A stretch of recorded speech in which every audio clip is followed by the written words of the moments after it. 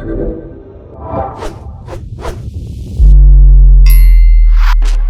want to go through the whole thing in like a linear fashion today to how this all started for you and to everything you saw along the way. But for people that aren't aware, just high level, you were an engineer with a top secret and a Q level clearance working on special projects at Area 51 and for NASA during the height of the space race. Actually, it's for the CIA. For the CIA. Okay. I was with NASA before I was Area 51. At NASA before you were at Area 51. Yes. Okay. So how did this all start? First of all, how did you get into NASA? What were you doing for NASA? I was on the X-15 tracking station, 45 miles from Area 51. And we were tracking the X-15, XB-70 bomber, the lifting bodies that became the space shuttle, the lunar landing vehicles that landed on the moon. Oh, wow. We were doing all those projects.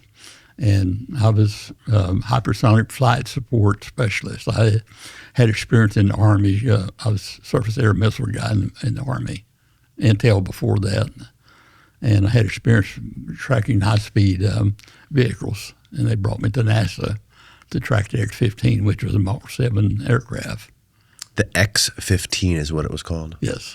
And you were doing tests with the lunar module for Apollo 11? Yeah, I got to do the Apollo 1 capsule. I left NASA. I was at the Flight Dynamics Laboratory for the CIA. We were getting our hand on a MiG-21 that was going to fly to Area 51 and was building a black box so that we could evaluate it. So they sent me to the Flight Dynamics Laboratory at Wright-Patterson to develop the black box, you might say, for the testing of the MiGs.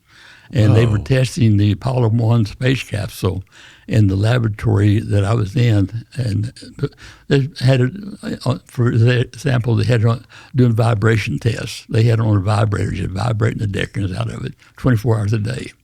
And then they had a big old mercury oven that they'd put it in and vary the temperatures. They could run up to 5,000 degrees and back down. Wow. So they evaluated the capsule itself, if it could withstand vibration and the heat, that sort of thing. And that's the same one that ended up burning up on the Cape and killing 3 of the astronauts. Is that the one with Gus Grissom? Yes. Oh, wow. But they were testing it there at Wright-Patterson while I was there for another purpose. Yeah, what was the story on how that fire started again? It was oxygen. They were using pure oxygen. And a spark ignited it, and that's all it took. Yeah, one of the crazy things, I actually had Charlie Duke on the podcast a couple months ago, and I was asking him all about the radiation stuff, because that's one of the big questions now with getting back to the moon outside of like Earth orbit is going through the Van Allen belts or whatever. And I was asking him, I was like, what kind of testing did you have to do? Like, how much protection did you guys have? And he's like, no, we never really talked about it.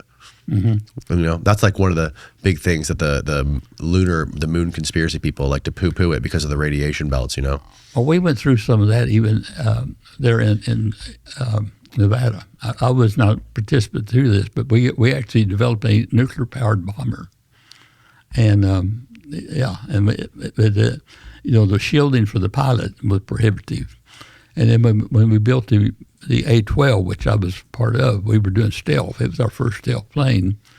And we were experimenting with all kind of procedures to confuse the enemy radar. And we tried ion guns.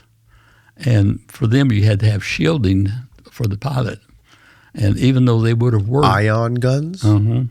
Yeah, we had an A-12 plane. This is the A-12, for the listeners who don't know, that was the CIA version that later became the SR-71. Oh, the Blackbird, okay. Yeah, the Blackbird. But we used an ion gun. We tried all sorts of things as we were developing stealth on it. But the weight of the protection for the pilot made it ineffective because weight was our biggest enemy. Mm-hmm. So and what did they use, lead? Would they have to use? Yeah, it was lead. Mm-hmm. So it did not work. That did not work out. Yeah, that's very interesting. How those astronauts didn't really have to train much for that kind of stuff. Because it's the from what I understand is those Van Allen radiation belts are extremely dangerous because of all that radiation. Oh yeah, absolutely. Yeah. Mm-hmm. Okay, so from the point you were doing that work at NASA, and then you went to Wright-Patterson, you're doing some testing there. What specifically were you doing at Right Pat again?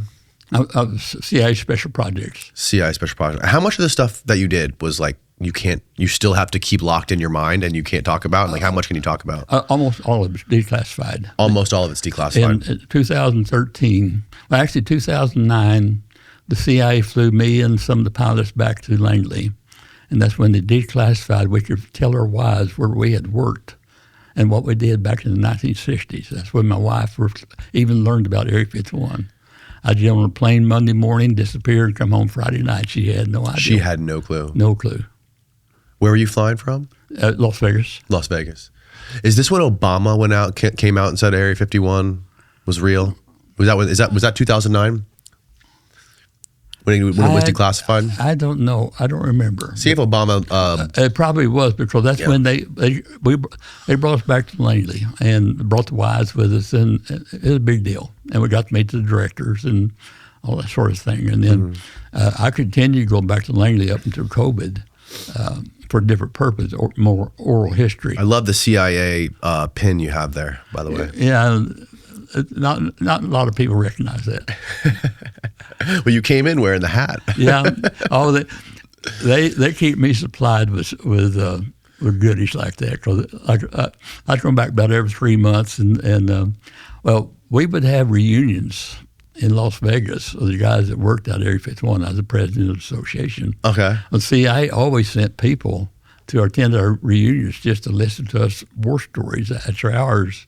Wow. And they'd bring the store, actually set up the CIA store in there's our... Yep, they have a gift shop there. Gift shop. Yep. Yep, everybody be wearing caps like I'm wearing. Okay, so Obama's first public acknowledgement of Area 51 wasn't until December 2013. That was when that was the official declassification. Oh, the official one. Okay. The official, yeah. So they brought you in before that. Yeah. Well, what they're doing is dedicating the plane. They put one of the planes up on a pedestal at CIA headquarters. Yeah. And that was the event. That's when Michael Hayden was director. And they brought us back for the dedication of the plane. Oh. So this was planned, all this. So when Obama said this in 2013, it was prepped. Yes. You guys had been working behind the scenes to get all this information to them. I'll give you a story. The CIA turned over Area 51. We've been operating it for over 20 years. No one knew about it. And in 1979, we turned it over to the Air Force. Mm-hmm. And we stored all the records we had at CIA at Norton Air Force Base. And 25, 30 years later, when CIA got ready to start declassifying this stuff, Norton had lost all the records. So they contacted the historians, called me, and they said, well, TD, we got a problem. We don't know what the hell you guys did. So what we did is they encouraged me to create a website, which we did. We had all of our pilots, all of our engineers, contractors, everyone write up stories, their bios, we call them, of what they did at Area 51. And that's how the CIA started reconstructing what we did out there, because back then it was compartmentalized that we didn't talk to each other. It was just that classified. So, and then the CIA would have a document. They got a lot of documents that generated there at Langley, but they wouldn't know what it meant. It'd be a project stamped with a project name or something. They wouldn't know what the project was. Mm-hmm. So the fact that to me, I'd put it on the website and draw comments from people that worked on that particular project. And that's how the CIA would learn what that project was all about. Mm. So walk me through the process of how you got recruited to go to Area 51. Mine was quite an interesting, my route to Area 51 was different than anyone else. I was in the Army at Fort Bliss, Texas. I'd been just about every missile school and radar school they had. And I did over 2.5 years of nothing but school. We're going to college at night and going to school during the day. One missile after another. And I gained a reputation for myself because we're shooting hundreds of those things out at White Sands. Shooting hundreds of what? Missiles. Missiles. Yeah, the air defense missiles. They started out with Nike Ajax, Nike Hercules, and then ended up with a Hawk missile. What year are we talking here? We're talking about 59, 60, 1960. Okay. And in 1960, they were getting ready to build the A-12 spy plane out of to fly at Area 51. And they discovered in Turkey that the picked up reflections out of the Soviet Union that they had a new radar called the Tall King. And they need to know if this Tall King radar would be able to track this new plane that they were getting ready to build, the Blackbirds. And this was in 1960, before the Cuban Missile Crisis. The Russians had already moved into Cuba. They had moved in all sorts of missiles and what have you. They moved in a Tall King radar, which made the CIA very happy. Talking radar? Tall King. T-A. Tall King. Yeah, Tall King. Okay. So they'd moved one into Cuba, which it made it a lot easier for them to probe and see what it could do. Mm-hmm. So we, during Project Palladium was the project name of it. Project Palladium. They were flying a ghost plane, C-97, loaded with electronics, and they'd fly to Cuba, and they'd get that plane to turn on its radar. I mean, the Soviets turned on the radar. So I got the project. A remote-controlled plane. No. This was C-97. It's loaded with I got to fly on 2 of the missions because of my reputation in the Army with missiles and radar. They recruited me to help evaluate the Tall King radar. Whoa! Look at that thing. Yeah, that's what we flew. That's for electronics. So we flew out of Biggs Air Force Base next door to Fort Bliss, where I was stationed. Mm-hmm. And in this ghost plane, we had CIA people and the NSA, and you don't know who all was in there, but it's electronic type people. But we flew towards Cuba, made them turn on that radar. They scared to death of us, the Cubans were and the Russians were. Once they turned it on, then we started probing it, spoofing it with all type of signals, making it think it was coming, going, 10 planes, 1 plane, whatever we wanted. Wow. But the object was, off the coast of Cuba, we had a submarine that released a bunch of balloons with all different size and shaped spears on it into the air. And what the object was to see what was the smallest spear that radar would be able to detect. That's what was going to see the sensitivity of it. So that's what we were collecting the data, but actually the submarine and the balloons was what the target was. Meanwhile, they would launch the MiG-15s and get after us out of Homestead Air Force Base here in Florida. They'd launch the F-100s to get between the MiGs and us, and we would get what we wanted and haul back to Fort Bliss and Biggs Air Force Base. Oh, wow. That I got to do. Anyway, that's how I got involved with the CIA. That's my first encounter while I was in the Army. Okay. Long story short, I stayed in the Army. Ended up deploying with the first Hawk combat missile unit ever deployed during the, when they put up the Iron Curtain. And they sent one battalion to Key West, Florida, because the missile crisis was heating up. Yep. And they sent my battalion to Germany, West Germany, on the Czech border to monitor the Soviets kind of across the Czech border. Oh, wow. So anyway, while I was there, the CIA showed up at my door. They needed me again. Yeah. And I ended up only stayed 18 months in Germany when I was supposed to stay 36 months. I had my family with me. And I ended back up and ended up back in the States. What were you aware of the declassified project or Operation Northwoods? No. Did you read it after it came out? No, I'm not familiar with that one.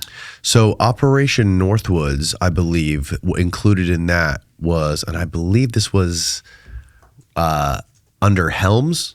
If I remember correctly, Richard Helms. Mm-hmm. One of the things in that project was a plan to fly a remote-controlled airplane over Cuba. So Cuba would shoot them out of the sky, and we would have a pretext to invade Cuba. And also in there was this crazy thing that I only learned about recently, which was to use laser beams or some sort of like projection technology to project like a giant 3D Jesus Christ over Havana to tell them to rebel against their government. I hadn't heard about that. Have you heard of that? No, I hadn't heard of that one. It was Lemnitzer. He was a general. He was not the head of the CIA. Helms was the head of the CIA there. Okay. But okay, so you're saying Lemnitzer was... he developed it. He developed that specific project? Or that was Mongoose. Yeah, I'm familiar. Yeah, I'm familiar with Lazar, the general. Right. Okay, there you go. If you go down, it says Northwoods. Yeah, the look up the CIA, the CIA Jesus over Havana thing. That one's crazy. Okay, I'm well familiar with Operation Mongoose. Okay. Yeah. Oh, yeah. Mongoose is different, right? Mongoose is. Yeah. That was the Bay of Pigs. That was the Bay of Pigs, right? Yeah. Exactly. But Northwoods was wild. Like Northwoods was very, very sinister type of project. Like, I don't doubt it. Deceptive, like very deceptive, and using technology to project fake things in the sky, like a Jesus type thing that would make sounds and stuff. If a business doesn't answer my phone call or I get a busy signal, I'm moving on. And you don't want that happening with your business. Which is why today's episode is brought to you by Quo, spelled Quo, the business phone system that was built so you never miss a call. Quo keeps all your calls, texts, and voicemails in one place so you and your team can see the full conversation and respond very quickly. So you can keep your existing number, add teammates as you grow, and set up everything in minutes without an IT department. Their built-in AI agent can even handle after-hours calls, answer questions, and book appointments while your team is offline. Quo also connects with tools like HubSpot, Zapier, and Claude, so your information isn't scattered across 5 different systems. Quo is the #1 rated business phone system on G2, and it's happily rated by over 90,000 customers. Money is on the line, so always say hello with Quo. Try Quo for free, plus get 20% off your first 6 months when you go to quo.com/Danny. That's quo.com/DANNY. We made over supposedly 600 attempts to assassinate Fidel Castro. Yeah. I mean, he was on our target list. A resilient SOB. Yeah, we had the acoustic cat. You've probably heard that story. Mm-mm. Oh, and see, I was wanting to spy on the Cubans. So they rigged this cat with, they put an antenna on his tail and implanted a receiver and trained him where he would go get close to some guys talking in the park and monitor their conversations. They worked on this cat and got him all ready, turned him loose, a taxi cab run over him and killed him. Oh my God. That's one of our famous, that's in our little list of skeletons that's why, that story's wide known. Well, I'm sure you're familiar with our mutual friend, Annie Jacobsen, did a whole book on the Defense Advanced Research Projects Agency, DARPA, who worked on spy birds, like birds that are remote controlled that are designed to spy and listen to stuff. Oh, well, I was there. If it's one in 1958, we did Project Alkaline. It was actually a bird. It was powered by a chainsaw motor. Whoa! And it could fly 1,000 miles, taking photographs and uploading them to a U2 plane or a satellite. Chainsaw motor? Chainsaw motor. It looked just like a bird. Project Alkaline. Wow. Look it up. It's that's bonkers. Project Alkaline. Yeah, and that's 1968. Yeah. So what drives me crazy, what keeps me up at night, is reading that kind of stuff and imagining what they're doing in 2026. You can only imagine. Because we didn't have computers then. Right, exactly. Because, I went through a transition. While I was at NASA, we started transitioning from electron tubes to transistors and converting to the metric system. Everything was changing at the time. We was just getting into, Chuck Yeager hadn't been that long since he broke the sound barrier. We were getting into Mach 3 flight, which is a totally new ball game. We had to invent everything. Because the plane get up to 2,200 degrees. The fuel tank get up to 600 degrees, windshield 600. So everything had to be invented. And we used titanium for the first time. Right. And another interesting thing about that, our titanium was processed there where I live now in Henderson, Nevada. And pretty inferior. We had a lot of problems with it. So we ended up getting our titanium to build the Blackbirds out of Russia through a third party. So we built the spy planes to spy on Russia using Russian titanium. That's hilarious. Yeah. Okay, so back to Area 51. So how did you actually get? What was the process like when they actually recruited you? Did they have to interview you? Who was there? Any specific? Like, what were the specifics about you? Why they picked you? Okay, while I was at NASA, they had what they called the Seven Sisters. Okay. That was 6 air defense radar sites in the region, and my site only 45 miles away. Every time they flew a plane out of Area 51, of course, it's top secret. The FAA would notify the airport, regional airports, there's going to be something flying today, don't say anything. Air Defense Command would notify the Seven Sisters, we're going to have something flying today. Monitor, but don't say anything. Because when we were flying at Mach 3, which is 2,200 miles an hour, so we could cover most of the United States in 2 or 3 hours. So NORAD controlled our flights. There's no flight plan or anything. NORAD tracked over and then notified the sectors that we're flying into. We got a top secret plane flying into your sector. Monitor, don't say anything. And we might even fly all the way to Florida and back. And they just NORAD is notifying everybody, keep it quiet because this is top secret. How high? What's the altitude? Well, 17 miles, 90,000, 80. Mostly we cruise above 80,000. We could go to 90. And what altitude do commercial planes fly at typically? About 35 to 40. 35 to 40. So even when we started flying the U-2, it was 13 miles up. Right. And at that time, nothing flew above 35,000. Mm-hmm. So when we started ordering components for the U-2 and the A-12, we was ordering altimeters for 100,000 feet. Of course, the vendor said, what in the world you need that for? That sort of thing. Mm-hmm. So how many of you were brought out to Area 51, and what year was that? Okay, I went out and actually in 68. 58. 68. 68. Off the NASA. The reason they brought me out, back to Seven Sisters, we were tracking it. As they were developing the A-12 through Mach 1, Mach 2, Mach 3, Lockheed was doing this, they needed to certify the speed. Well, my radar site was the only one tracking the X-15. We had a velocity recorder. Mm-hmm. Most radar sites don't have this. So they would contact me. I had a clearance. Most of the guys didn't on NASA. You didn't need clearance. Mm-hmm. I still had my clearance. And so they notified me, we need you to track this plane today. I wasn't really the radar operator. I was above that. But anyway, I would go in and operate it because I had a clearance. Shut the door. No one could come in. They couldn't even let a radar operator in there. No. And just because nobody knew about that plane? No one knew. And we weren't told. All we said, we're going to have something flying today. And they didn't tell where it's at. Of course, we knew. 45 miles away, we were tracking that thing all the time. Skin track. We could skin track it for a few miles, but we didn't have the beacon code, so we couldn't track it in longer distance. But we always watching for it on our spare time, because before the A-12 would take off on a sortie, the chase planes, the F-101s would take off first, the weather flights, and ahead of it. So we would be watching for them, and we'd spot them and say, that fast dude's going to take off any minute now. Mm-hmm. So we'd be waiting, and we'd track him for a few seconds, and he'd be gone, Right. Now, is it true, we talked about this briefly before we started, but Annie Jacobsen said in her book, during the first jet-propelled airplanes that were tested off of Groom Lake, the CIA pilots would bring monkey masks into their plane.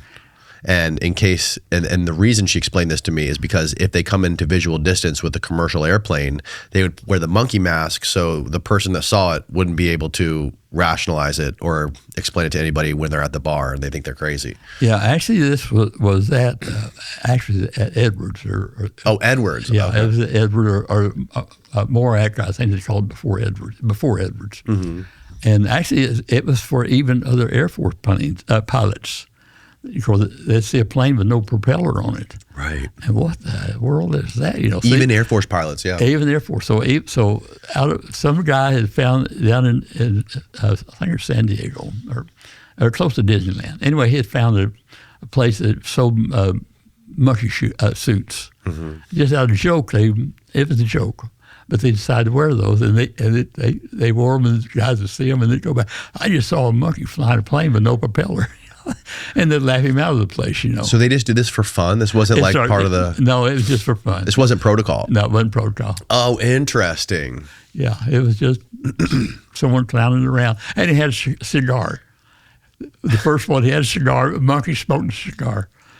Of course, that's folklore now and down in NASA and Edwards. You know, everybody knows about it. That was a big joke back then. So when you were at Area 51, how much time did you spend there total? I was there actually at Area 51 about 5 years. About 5 years, starting in 68. Yeah, they brought me out there. The reason they brought me out there is that before they retired the A-12, you know, that was our first stealth plane. We made it a stealth plane. And they need to get some radar cross-section at Mach 3. And they didn't have any operators that was qualified, nor radar out there at the time. So they actually brought one of my Nike radar out of Fort Bliss, Texas, that I had much school on and used out at White Sands, whatever, out to Area 51, and they brought me out right at the tail end of Oxcart to get Mach 3 radar cross-section track of the A-12. Because they were becoming so fast that if you didn't pick it up on the horizon at 2,200 mile an hour, radar could never catch it. You know, you couldn't physically move your radar. Whoa. So you had to have someone that was qualified for high-speed tracking, and they brought me out especially for that. And then I stayed on for the stealth, and and by that time we were moving into other stealth projects. And of course, CIA was really, really big on stealth. They fathered stealth. It wasn't anyone else. But then we were getting our hands on the Soviet equipment, the MiGs and radar, out of the 6-Day War. Israel was capturing all this Russian equipment during the 6-Day War. And as we were developing stealth, we needed to know what these Russians would be seeing. So we get our hands on their radar and used it at Area 51 to track whatever we were tracking to see how effective we were. That's incredible. And we reverse engineered the talking radar that was in, back to the Cuban flight. We determined, yes, that radar would be able to pick up the Blackbirds in time for the Russians to launch their missiles. So they would be able to shoot us down. So we'd never flew another flight over Russia. We learned that radar could do that. And that's incredible. So that's what that mission determined was. Yes, it would get us. Before that, but the time they could see us, they didn't have time to even arm the missiles or launch them. We were gone. Yeah. And they would shoot missiles at us over Vietnam, and they would actually catch up occasionally with the plane, and they had a proximity fuse on them, and they detonate, and we outrun the explosion. It'd be behind us, and it couldn't catch us. In the Blackbirds? And no Blackbird was ever hit. We had one Blackbird hit by a missile. That was Dennis Sullivan, CIA pilot. And he didn't even know it had been hit till he landed at Kadena. Whoa. And they found a piece of metal in his wing that lodged in the wing. A little piece of shrapnel? A little piece of shrapnel. Wow. That's the closest we ever came to get shot down. That's bonkers. So we outrun them. You know, that was the thing. Unfortunately, there's a lot of folks out there who have to rely on alcohol or marijuana in order to wind down at the end of a stressful day. But what many people don't know is that Amanita muscaria can provide way better results without the negative downsides. Most people assume that Amanita muscaria is like a trippy botanical, but it's nothing like that. It's more of a smooth, calm, relaxing, focused state of mind. Sometimes I take 2 or 3 capsules at the end of a long recording day, and it just helps me wind down and settle in with my family and my kids, so I'm not focused on work and I can get better sleep. And also I wake up feeling far more refreshed with no brain fog, and I feel like I got a great night's sleep. The brand I trust is Amintara. Everything is transparently sourced, lab tested, and free from synthetics or mystery blends. They actually explain what you're taking instead of hiding everything behind marketing. They've got capsules, gummies, chocolates, and even the raw caps themselves. Most people start with 2 or 3 capsules and adjust slowly from there. Go to amintara.com/go/DJ and use the code DJP22 for 22% off your first order. Again, that's AMENTARA.com/go/DJ and use the code DJP22 22. What other kind of crazy stuff did you test there, or did you do radar testing with? We did a lot of proof of concept. Mm-hmm. You know, we actually became a laboratory. Mm-hmm. When the CIA was there for 20 years. When we had every radar known to man, just about, and the people, all kind of qualifications. All of us had different qualifications that they recruited for out there, and so we stopped flying planes when the A-12 moved out. In June of 1968, we retired the Blackbirds. And the SR-71 took over, but the Air Force did at Beale Air Force Base. They were never at Area 51. Anyway, we were still there, but we had all this equipment. What we were doing, we're still doing the Soviet MiGs. We're getting different Soviet equipment in there. We'd tear it down, see how they built it, put it back together, and then we're flying it. Mm-hmm. And during Have Donut, which was the MiG-21, I'll give you a little background on that. Yeah. We went out of the Korean War shooting guns. In the Vietnam War, shooting missiles and sending planes over there with no guns, F-4s, whatever. And the 9-to-1 kill ratio was 9-to-1 against us. They were whacking us out of the sky. In Vietnam. And the Russians, they came out with this new MiG-21 right. mystery plane. And we thought it was that plane. And was desperately trying to get our hands on one. And an Iraqi defected with a brand new MiG-21 to Israel. Mm-hmm. And then Israel loaned it to us, and that was Have Donut. And so the Air Force brought in, or the Navy did first. They flew against it, everything they had in their arsenal. On the first try, we got 100% kill against the Navy, everything they had. With the MiG? With the MiG. Whoa. The Air Force came in, same thing, 100% kill. Within 2 months. Is this it? Yeah, that's it. Within 2 months, the Navy realized what the problem was. It wasn't the plane. Our pilots didn't know how to fight against it. We were sending our pilots into Vietnam with no training against the MiGs. And we realized it'd take the pilots 10 missions in Vietnam before they'd learn enough that they might survive the war. So we decided, let's give them those 10 missions in the United States, in Nevada. Mm. So the Navy, within 2 months, started Top Gun school. And we got our hands on some MiGs.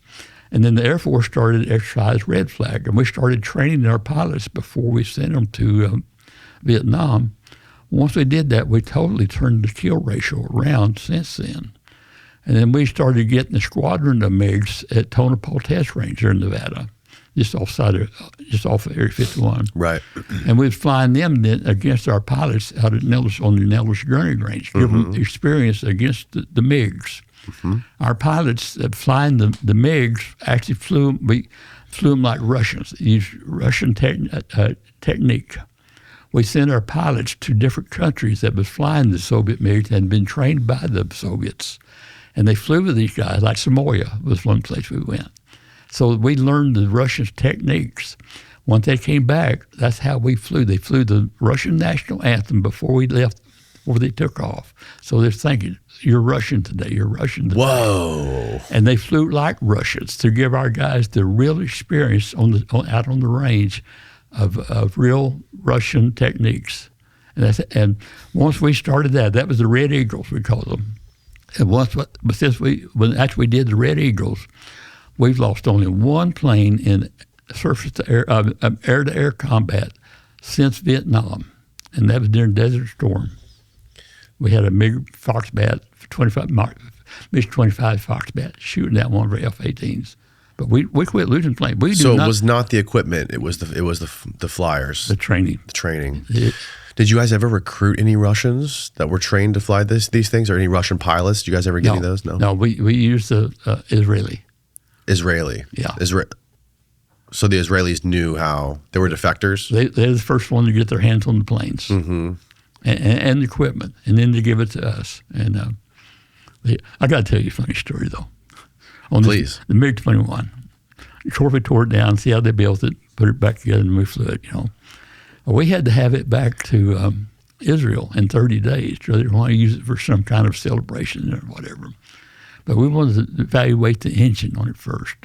And we had it tied down. And out of Area 51, was right off the atomic bomb testing range. So we were on our security badges, we wore dosimeters and film badges and everything for radiation. Mm-hmm. And we were getting ready to test this plane. And someone said, we better gather up the film badges. Someone liable to get one sucked into the engine. Film badges. Yeah. Our security badges with all the film stuff on it. Yeah. All kinds of junk on them. Mm-hmm. We gathered them all, about 25 of them. And I always like to say we gave them a Gomer pile. Anyway, we cranked that engine up, and it's just a screaming. That old plane sitting there tugging. And he gets right in front of it. Golly, he sucked every one of our badges through the engine. Every one of them. And we had to have that thing back to Israel. And fortunately, some of the Pat Whitney guys, engine guys, based out of Florida here. Wright Patterson? Yeah. No. Pratt Whitney. Yeah. Okay. They built the engines for all the Blackbirds. Okay. And the Navy, and they were stationed here in Florida. Anyway, some of their guys were still out at the area from the Blackbirds, and they tore the plane down and buffed out all the dings and stuff so we could get it flying. Way. We were able to get it back to Israel still flying. That's insane. That's one of we call them OS moments. Wow. We had a lot of those. So, obviously, this is the late 60s, early 70s when you guys are doing this. And this was the lure of Area 51 in the air yet after Roswell happened and the whole... Absolutely not. No one knew about it. So nobody knew what Area 51 was and it was associated with UFOs? Everyone knew it was out there. No secret. Mm-hmm. They just didn't know who was out there. Supposedly, we were flying the U-2 to start with, and it had NASA stickers on it, decals.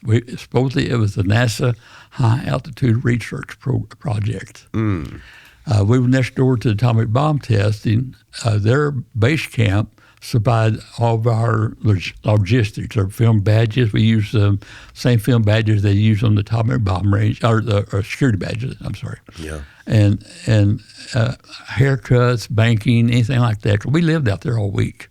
Flew out on Monday morning, came home Friday night. Did you guys fly out on those Janet flights? No, that was before Janet. Okay. That was before the Janet. So I was special. I got to fly out on a Queen Air. And we had it parked right off of McCarran International. Was it like a turboprop or something? Yeah. And it was sitting in a little block building at the end of the runway of McCarran Air Force International. Mm-hmm. We had a gate. We come in off the street. We didn't even go onto the airport. We go through that gate, go into the building, open the doors, push our plane out, hop in it, and take off without a word. Wow. But most of our guys flew out of Nellis Air Force Base. And they were in the most classified area of the base. The F-111 was the thing back then as a bomber. Okay. And we flew out of that area.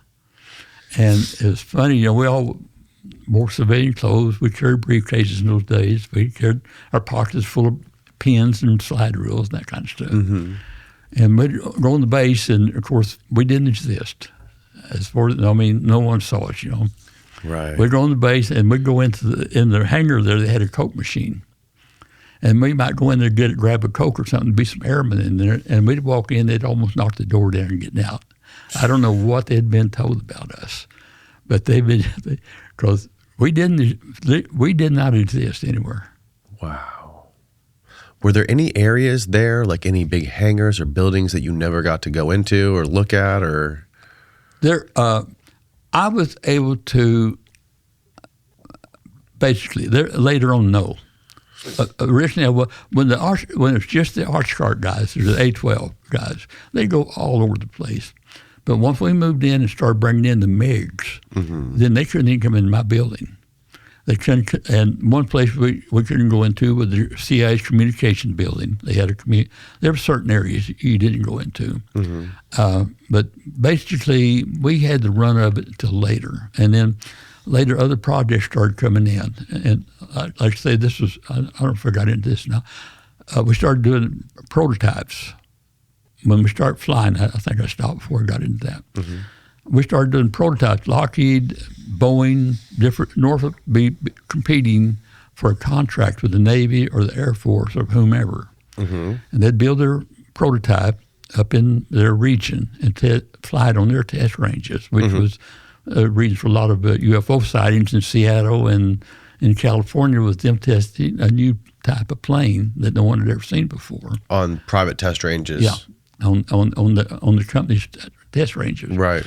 Once they got ready to present it to whoever the customer was, they'd bring it to Area 51. With CIA, we still had our special projects team there and all of our equipment. And we, at the time, it had become a laboratory. We had data processing systems and that sort of thing, which was unique in those days. And what it basically was, we'd have two customers, whoever's going to buy the plane or platform or whatever they called it, and the vendor. Mm-hmm. And we were there in the middle, said, show us what you got. And we had the men and the equipment to put it through all the paces and see if it could do what Norfolk or whoever. You were like the inspectors. We were the inspectors. We proved whether it worked or not. Wow. And that's still one of the biggest functions out there. You know, we quit flying planes with the A-12.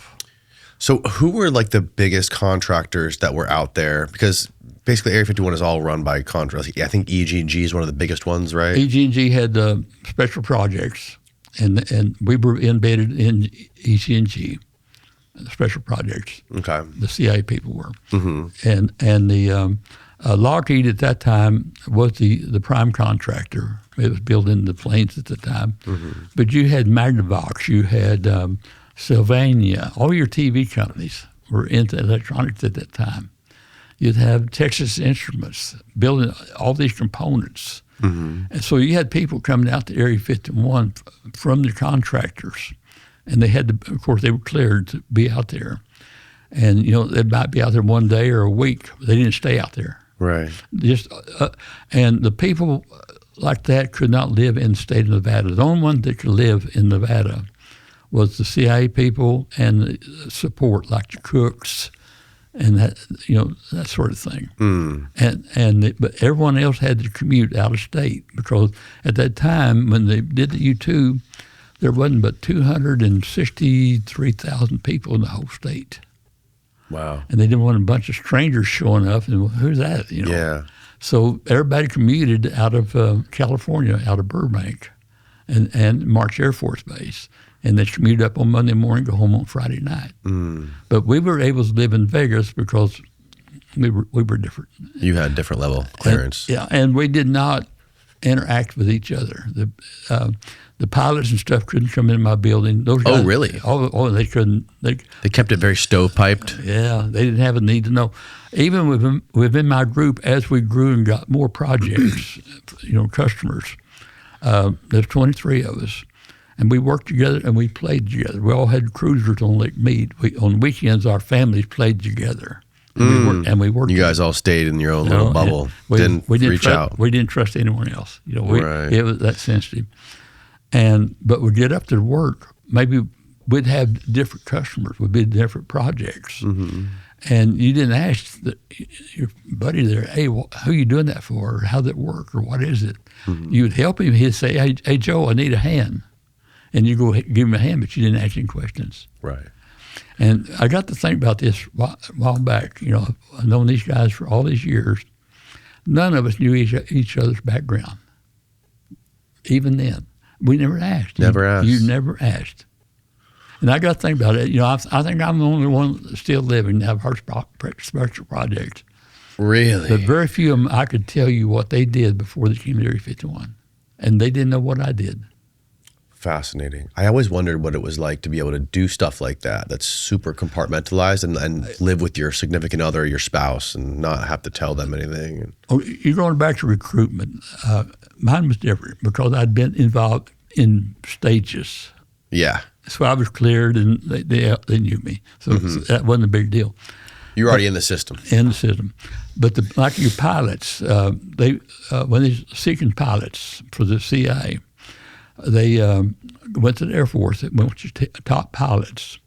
So they'd go through their pilots, and they'd send them back to Langley, and they might meet in some motel or restaurant or something, and they had no idea who was interviewing them. And they'd give them tests. They'd go through them, multiple tests and stuff, and they'd progress, and they'd send them back, and then they'd bring them, if they passed, they'd bring them back again. And these guys, they thought that both of them thought they had been questioned to become astronauts. They had no idea. Wow. And so when they finally accepted the guy, and we had 11 of them that we accepted, only 1 out of 4 qualified, met our qualifications, even though they were the Air Force's top people. And the way they'd tell the guy, said, okay, we want to offer you a job. They said, what is it? I can't tell you. Where is it? Well, all I'm going to tell you is west Mississippi. And you won't be able to take your family. Las Vegas without your family, no way, Jose, you know. Wow. And that stopped pretty soon because the wives just, when they found out their husbands, no way. But anyway, the guys did not know what they were going to be flying until they arrived out at Area 51. They opened up the hangar doors. Here's what you're going to be flying. And we had one guy with the A-12 in particular turn around, I'm not going to fly that thing. And he went back. He quit? Yeah. And went back in the Air Force. What we did is how we got them. They had the sheep dip we called it sheep dipping, out of the Air Force into the CIA. Back then, what they did is resign their commission. They went on contract with the CIA. Most of us were contract.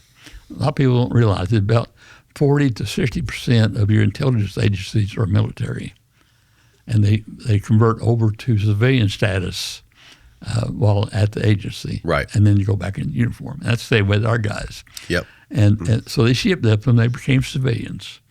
The reason for that, when we started flying the U-2 and A-12, flying over enemy territory, if they got shot down and used in a uniform, it's an act of war. So it had to be civilians.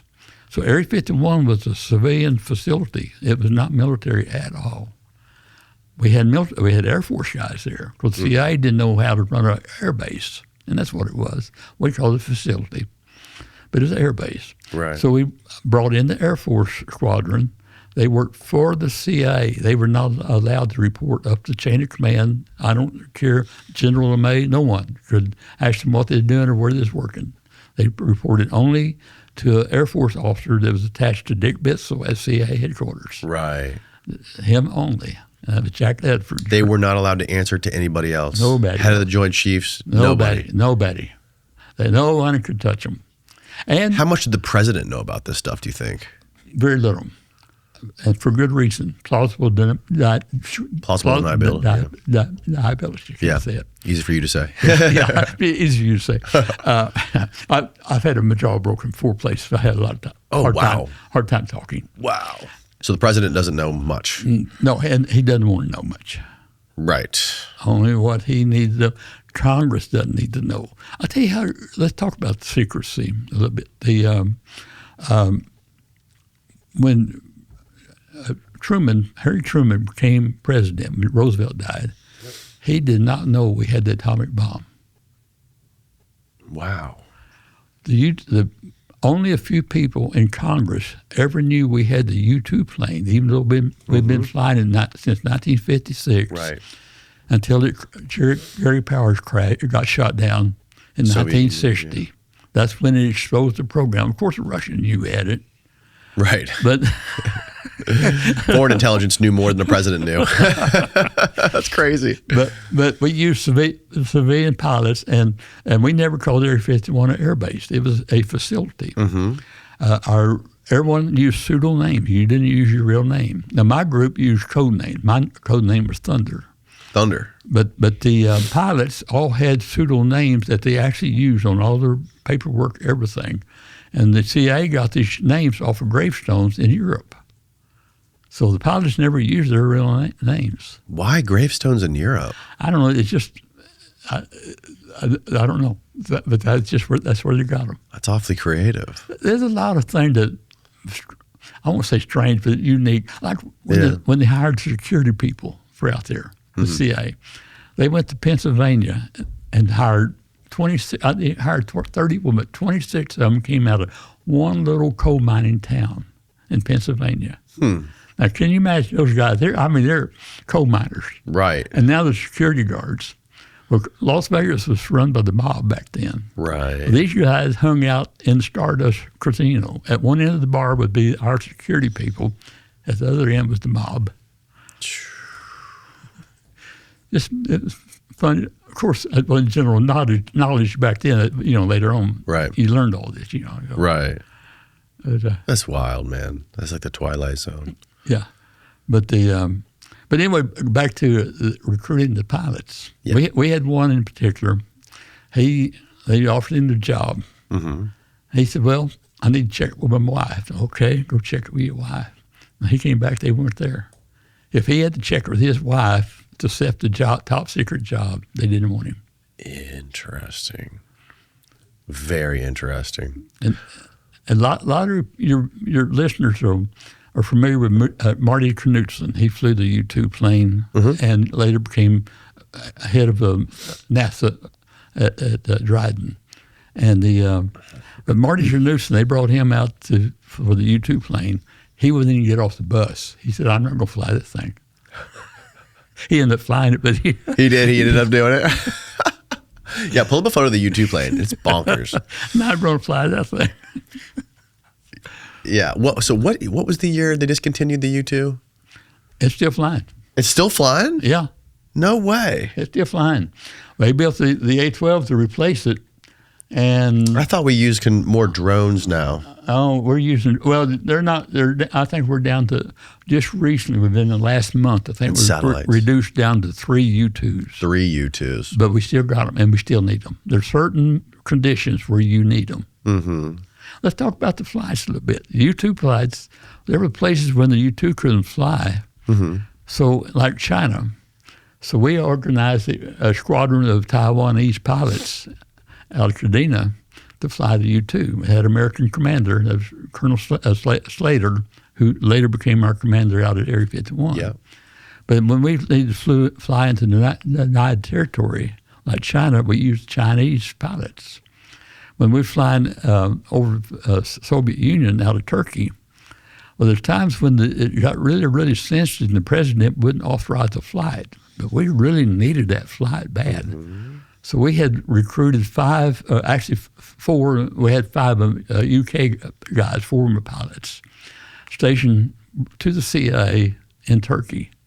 So when the president would turn down the CIA's flights, they said, "Well, use Brits. Send some Brits. We'll go ahead and fly it anyway." Plausible. The president would say, "I didn't fly it." Right. I didn't fly it, but we flew it anyway. The older I get, the more selective I've become about the different supplements I take to optimize my body. I do lots of very physically demanding activities, so creatine makes sense for me when it comes to muscle support, recovery support, and even optimizing my focus and mental clarity during podcasts. That's why Momentous created their signature spec creatine, and I've been loving it. It's manufactured in a pharmaceutical facility using reverse osmosis water, then verified through an expanded 6-stage testing process with 4 independent agencies. That means 10 times fewer impurities, tighter heavy metal limits, and screening for PFAS and microplastics. I've been mixing it into my water with electrolytes every single morning, sometimes even twice a day. And the ultrafine powder dissolves super quickly with no grit or extra clumping. And I love knowing the product is tested way beyond the usual industry standard. That's the Momentous standard, improving the creatine itself, not just dressing up the packaging. If you want to try Momentous Signature Spec Creatine, head on over to livemomentous.com and use promo code Danny for 35% off your entire first order. That's spelled LIVEMOMENTOUS.com, promo code Danny for 35% off. LiveMomentous.com, promo code Danny. Do you remember like the first time you heard the story about flying saucers in Roswell being connected to Area 51? Yeah, that was actually when no one ever talked about UFOs while the CIA was there. Well, Not even jokingly, or was it on your mind? Not UFOs. We were concerned about being seen. That was a big concern because we had a no-fly zone. It's called Yuletide. That was large enough no-fly zone around Area 51 that our planes could take off and land without anyone ever knowing it. It was a big deal, and that's the reason, like in the latest book I wrote about secret skies, we was able to fly the MiGs there as well, and no one ever know it. We had a no-fly zone that we could do all kind of flying, Secret Skies by T.D. Barnes. And thick. Yeah, had a lot to say in that. But we flew. What was your question? Just being aware of the lore of UFOs and flying saucers and the Roswell. Yeah. We tried to prevent being seen. So we painted the U-2 black. It was silver. And every now and then the sun would hit it 13 miles up in the air. Yeah.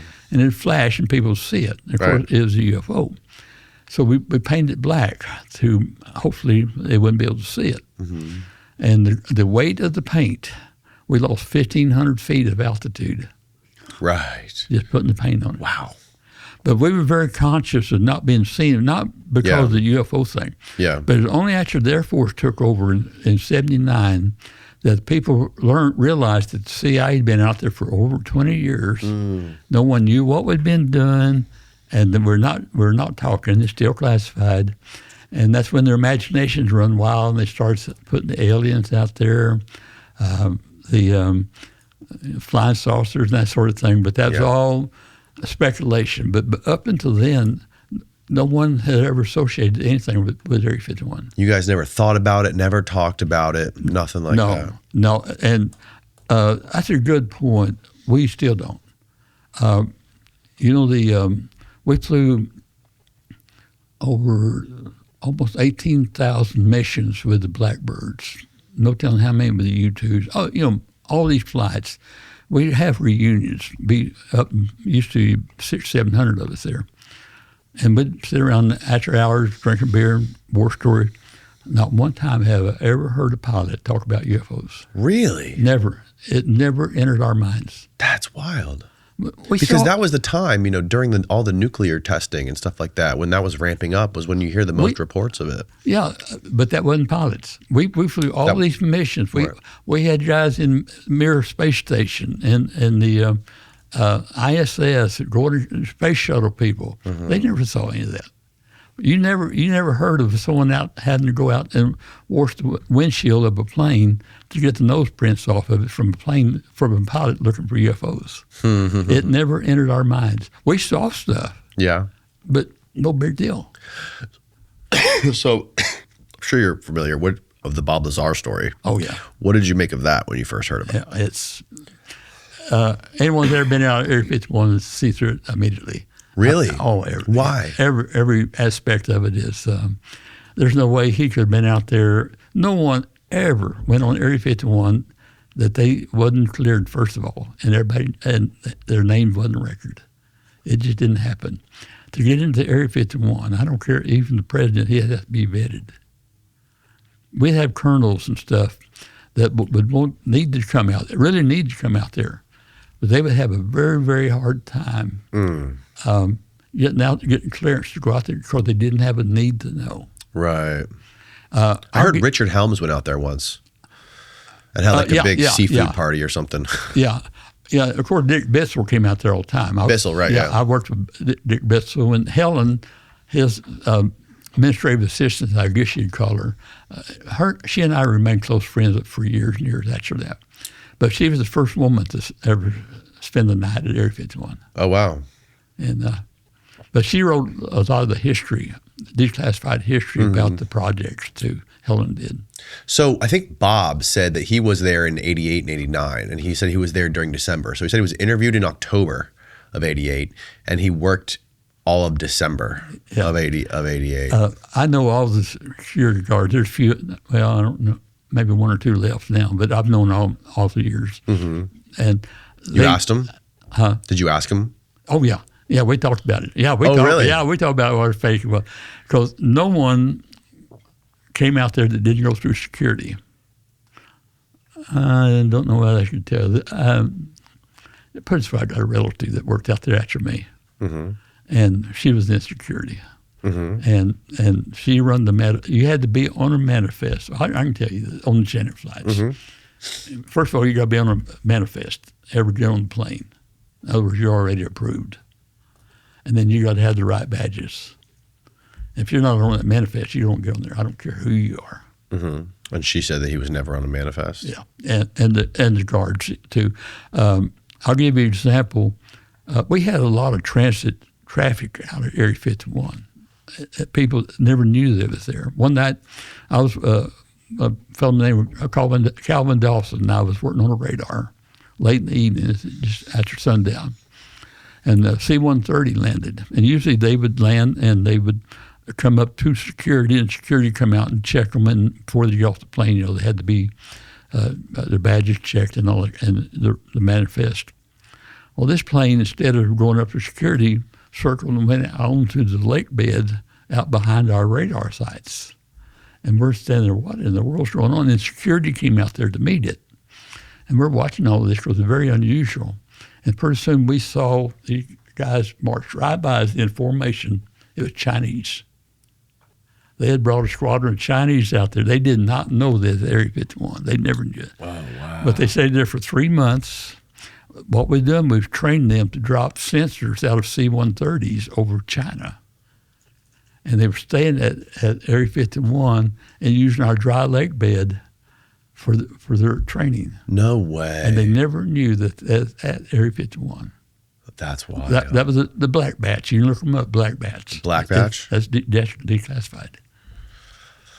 So I think Bob's story, he says that he was going to a place called Site 4. Have you ever heard of that place? Oh yeah. So Site 4 is real. Been there many times. Yeah, we had a microwave. It's another little dry lake bed a little bit south of us. Okay. But Site 4 was actually another site. We had a Site 4, but it was north of us, and that's where we had all the Soviet radar.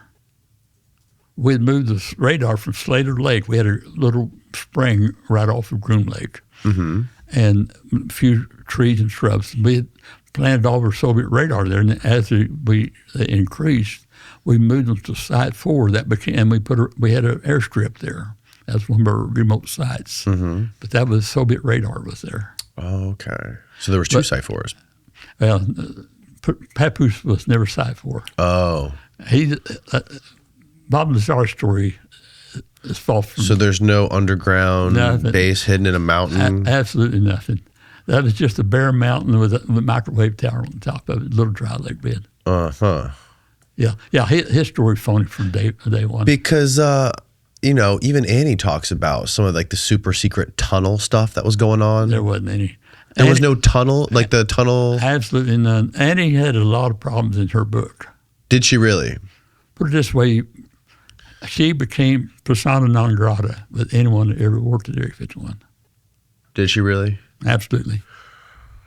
Wow. All the little midgets and stuff. I would assume. Okay, so if you are her and you're kicking all these hornets' nests that are close to the most top secret things in America and talking to all these retired generals and Air Force people and CIA people, after she publishes that book, I would imagine they would make her persona non grata, because they wouldn't be happy about some of that information that came out. Actually, there's nothing declassified in her book. Most of it's just unreal. There's nothing declassified? No. I mean, everything's declassified.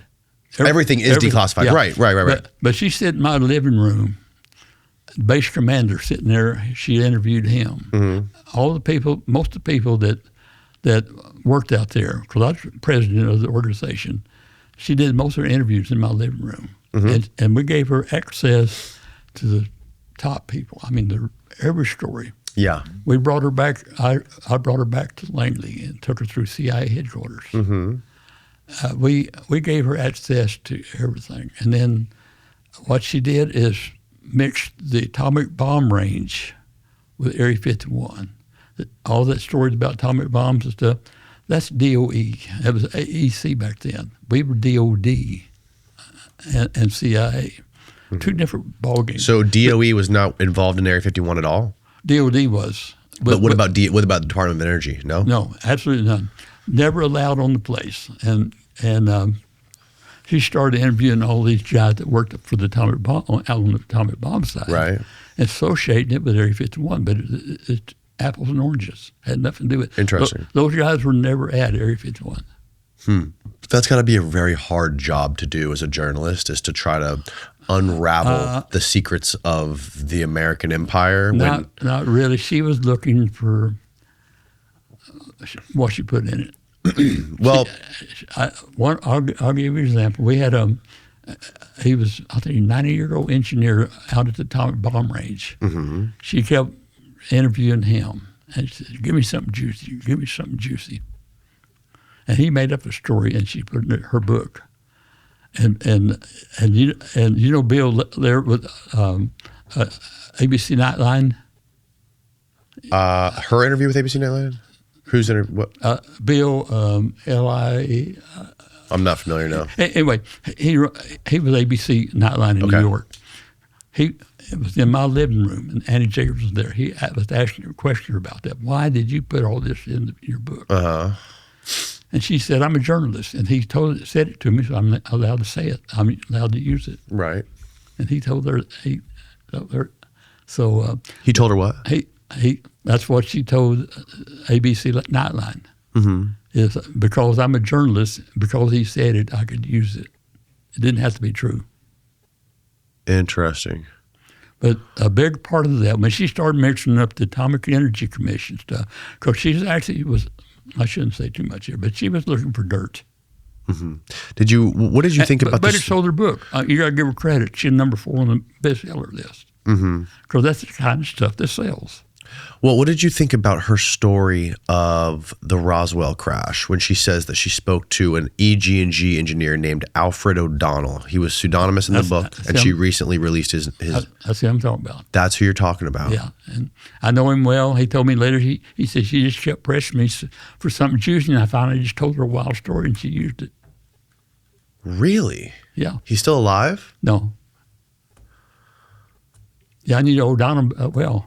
So his story was that he told her was that the crash at Roswell, that they found the alien bodies were basically children that had had surgery done to them to make them look more like aliens. And it was the Mengele Nazi, the Mengele dude who did it. Yeah, and she asked this EG&G engineer, why wouldn't the U.S. government let this out? Because this would make the Soviet Union look terrible. And his answer to her was, because we were doing the same things. He told her the same thing that we were doing at Area 51. That's what got us so mad at her.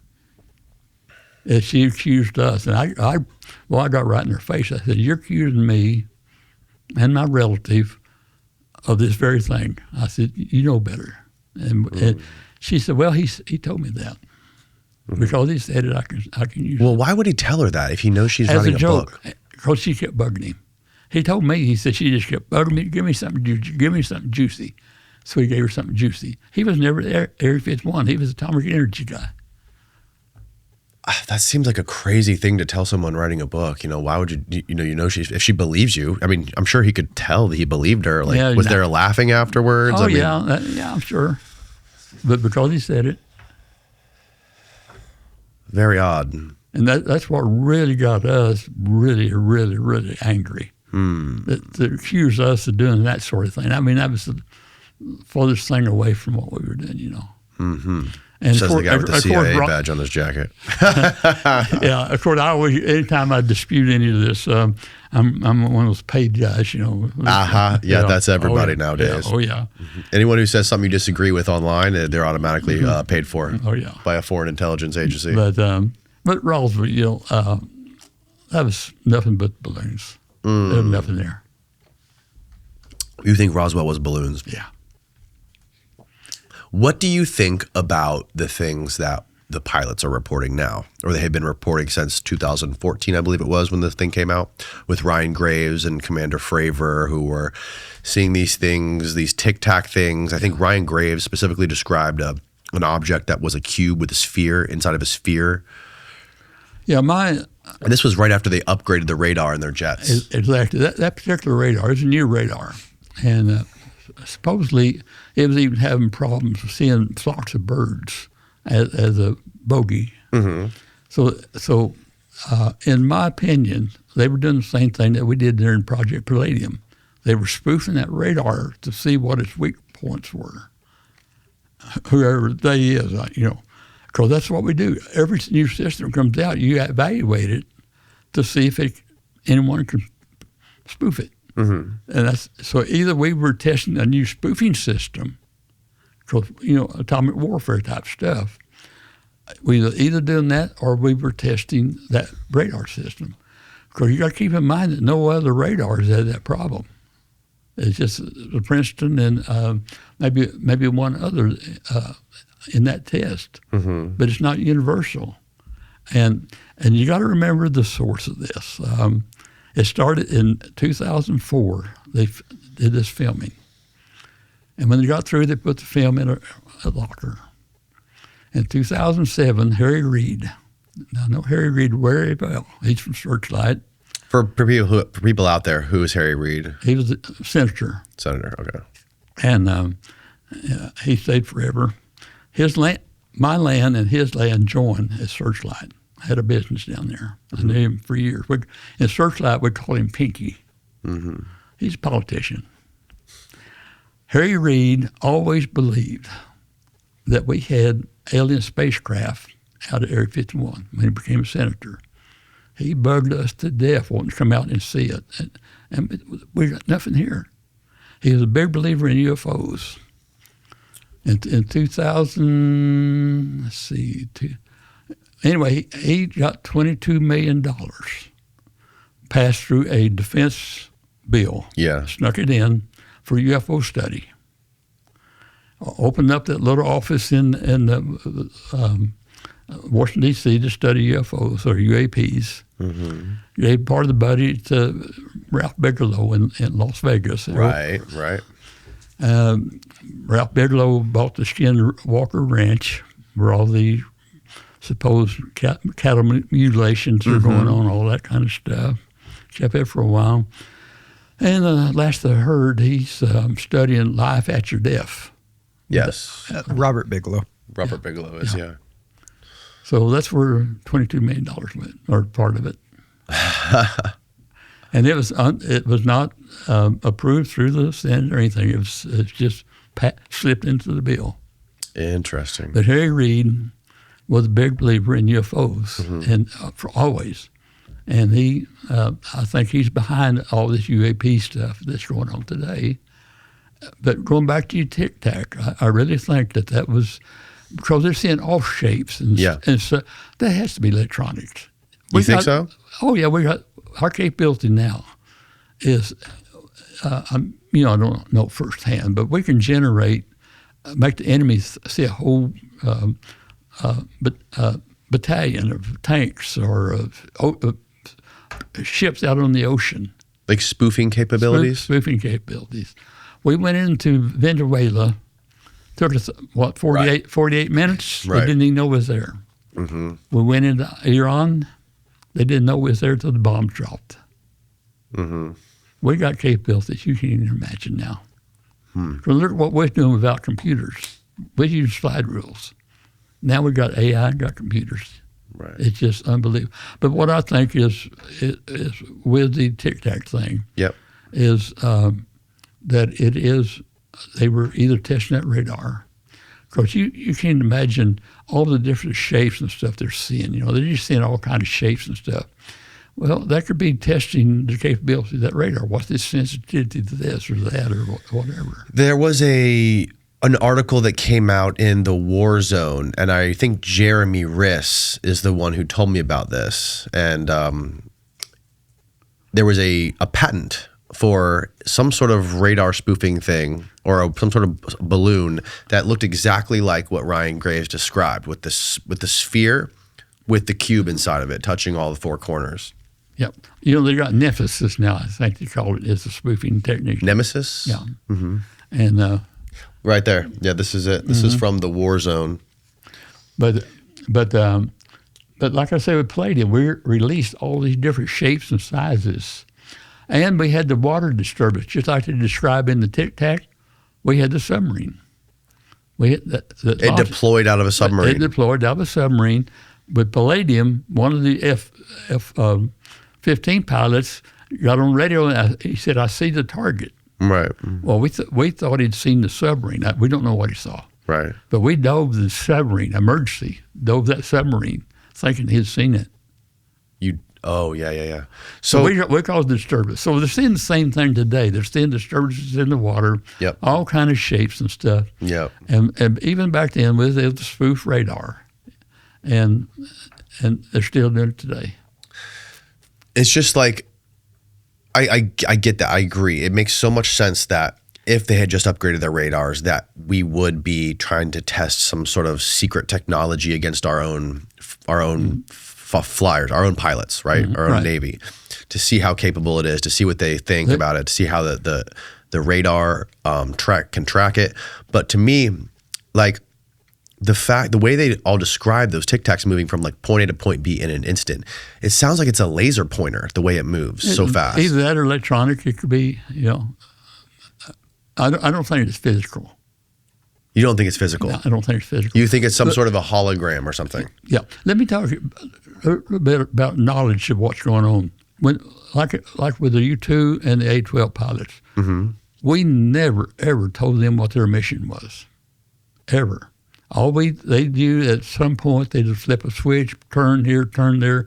They never knew what their mission was. Right. Those guys, if they're doing a spoofing test, they weren't told they were going to be tested. They'd be expecting it. I wouldn't imagine, right? They'd be expecting it. Sure. Those pilots wouldn't be told. No one would know except the key people that needed to know, but they wouldn't tell the pilots or the people on the radar. They won't surprise. They want it to be authentic. Right.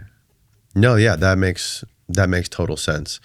So if that thing was a non-physical thing, like a projection of some sort, how would it just make a disturbance in the water? That could be a submarine. It could be okay. So you think a submarine could be below it, maybe projecting it? It could be controlled. Interesting. Because we always use submarines. That's how we put them out in the ocean. Right. We did that with palladium.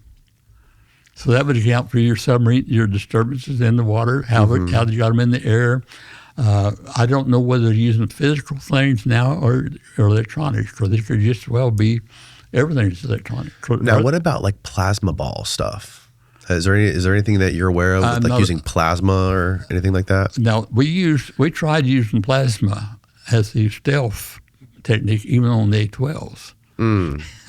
Another story that was Project, wasn't Melody. Anyway, we had a project, and we was using an arc welder to provide the electricity for this thing.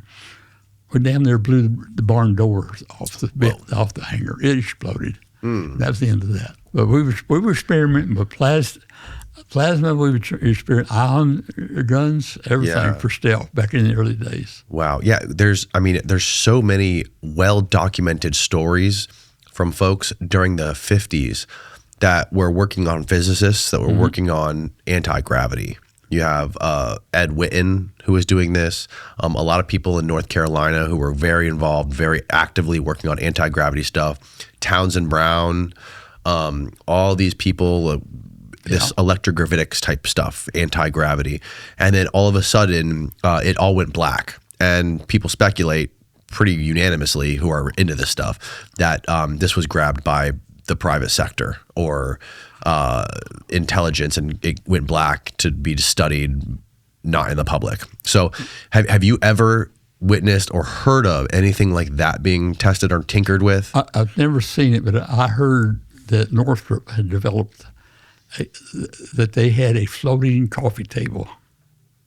I don't know if this is true or not. This is several years ago. But, of course, that kind of stuff was going on. And now, I don't know a lot about this either, but radar's kind of obsolete now. You use acoustics, like the downed pilots in Iran. The murmur, ghost murmur. They were trying to put these wind turbines on the Nevada test site for generate energy, and they got disapproved because the noise would interfere with what was going on at Area 51. Oh wow! No telling. Yeah, we definitely have those underwater too, right? Yeah. Like when that submarine imploded that was looking at the Titanic, allegedly they heard it from like the other side of the earth with their underwater acoustical detection. Exactly. And I'm sure like all the stuff that we see and hear about that's happening in the skies, I imagine there's got to be way more happening beneath the ocean. Oh yeah. But nobody's going to be able to see that. I heard a story of who was telling us the story of the submarine thing. Who was the gentleman that was in McGuire? Bob McGuire was just in here telling us a story about a submarine pilot or a captain of a submarine, nuclear submarine, where they had this crazy thing on their radar or on their sonar or whatever you call it on the submarine that like flew past their submarine and made a crazy sound, and like the people were aware of it. Like, oh, we call that a fast walker. Those happen from time to time. And, I've heard other stories from Navy pilots and submarine pilots or submarine captains of like weird anomalous objects that are like really big, moving really fast around their subs and stuff like that. But it's crazy because there's no camera. You can't you can't get a visual on it. You just get this reading. No telling. It would be a great place to hide secret technology. Oh yeah. If we had some sort of crazy stuff that we were working on, the ocean is the perfect place to hide it. It's perfect, like sound travels forever, certain frequencies, and it'd just be perfect for anything like that. So do you believe at all that there is any sort of like UFO that is non-human? I got no reason to believe that, no. I think that we had found, of course, thought of them crashing all the time. That doesn't make sense. If they were able to get here, they wouldn't be crashing. And plus, there's never been any, as far as I know, any real crash material found that they could determine was alien. Well, there's lots of stories of that kind of stuff. There's a lot of stories, but where's the proof? And the people really don't. Most people don't believe that. You got to be looking for that kind of stuff to see it. You go outside, you see all the time. You'll see something you can't identify, but most people don't think anything about it. Right. Because we got millions of objects in orbit. Space junk. Thousands of satellites. Planes flying everywhere, drones flying everywhere. So there's stuff flying everywhere. So do you believe the possibility of extraterrestrial life in the universe is? Oh, I think elsewhere. But I would be surprised if it be like a human. It could be worms, or it could be whatever the habitat was, because we got sunlight, we got water. Exactly. We have a certain kind of pressure atmosphere. Exactly. Right. But everybody visualizes them being human and shapes and stuff. There's no reason to think that. Yeah, we evolved specifically on this planet to be adapted to these You conditions. adapt to Other water world, other Goldilocks planets are water worlds. Oh, I got no doubt there's life elsewhere. My thing is like, if we're looking for life in the universe, and we know that this planet is just absolutely teeming with life, and it has been for millions and millions of years, well, wouldn't the best place to look be our neighboring planet, Mars? Wouldn't that be the most likely place?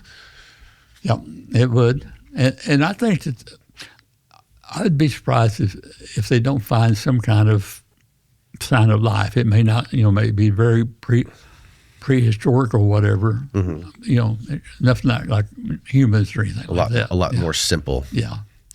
So then, if that's the case, what is your view on everything that's happening in these congressional UFO hearings, Trump releasing these UFO files, most of which was already available? Yeah. All this stuff, in those UFO files, there was a crazy story from one of the Apollo missions. Well, it might have been Apollo 11, actually. No, it wasn't 11. It was one. I forget which one it was. Yeah, I think it's 11. Where they explained seeing things, weird UFOs that were not explainable. Yeah, I don't know what they're seeing. There's And you have all these people giving testimony in front of Congress, like military, like legit military people, saying that they have seen or witnessed non-human entities, biological entities. yeah, I can't believe that. Why? Why then? I don't know. Why are they all doing this? Because I know all. I worked with astronauts and high-flying reconnaissance crews and everything. Known them most of my life. And none of them have ever encountered anything like that. So people make up stories. They like want 15 minutes of fame. So part of that, some of them may believe it, but I just have a hard time believing any of that. So It's almost always the same people too. You don't have the general population. You don't have people out in the streets looking for UFOs, or the media going crazy looking for it, or anything like that. right. Well, the mainstream media certainly not. Yeah.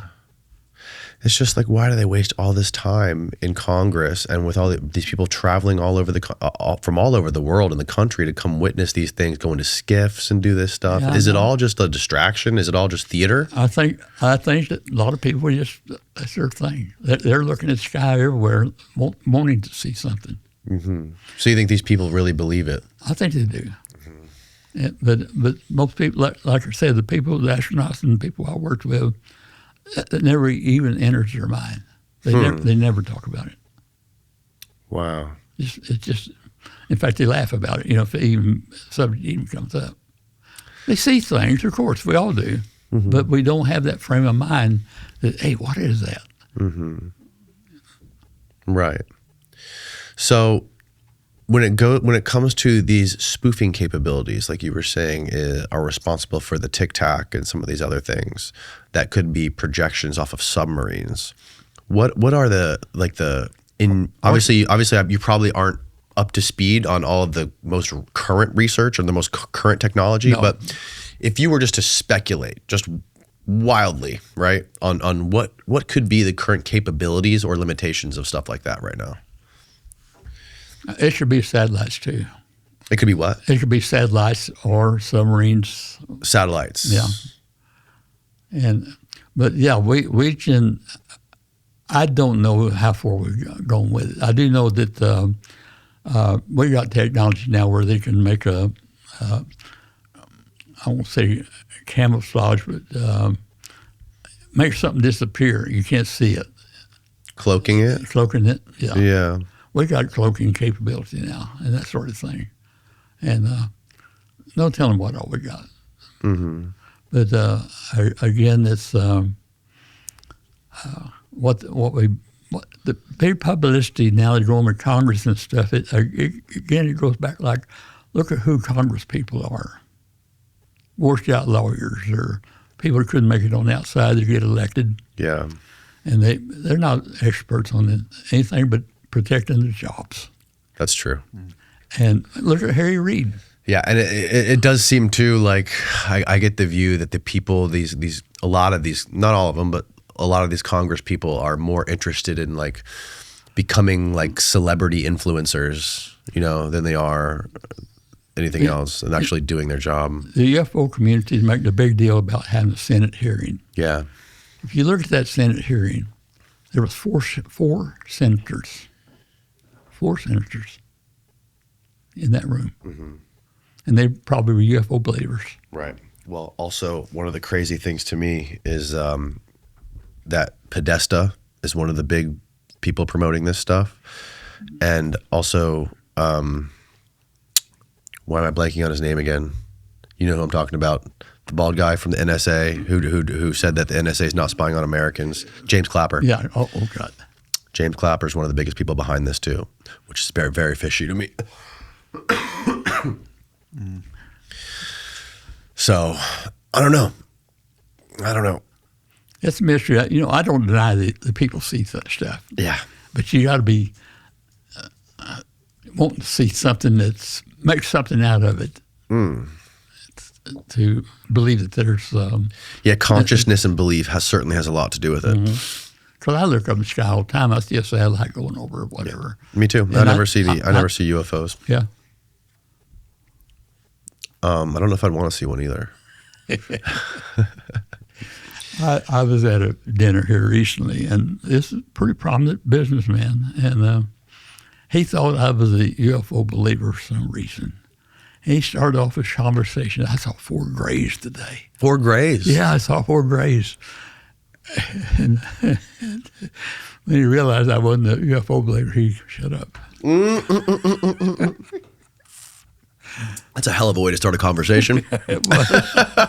I gotta be honest, I have a love-hate relationship with my blue jeans. The cool looking ones make me feel like I'm wearing cardboard, and the comfortable ones make me look like I've given up. They always make you have to choose between looking sharp or actually being able to move like a real human. That is until I tried the perfect jean. These things have 4-way stretch, so they move wherever you need them to move. I can squat, bend, sit, skate without pinching, stiffness, or weird bunching up around the ball area, or when I sit down. And they still look sharp. That's what surprised me. You get the clean, fitted look of real denim, but they feel already broken in right out of the box. I've been wearing their jeans and jorts, doing everything from podcasting to skateboarding to mowing the lawn, you name it. They're so comfortable, I actually forget that I'm even wearing pants. That's why they're so good. They've got waists from 26 to 52, lengths from 26 to 38, 6 fits, and 13 washes. So you're not forcing your body into some random template. Their pants are made for actual humans, not from humans, for humans. And their everyday comfort shorts have the same 4-way stretch, deep pockets, and the drawstring waist.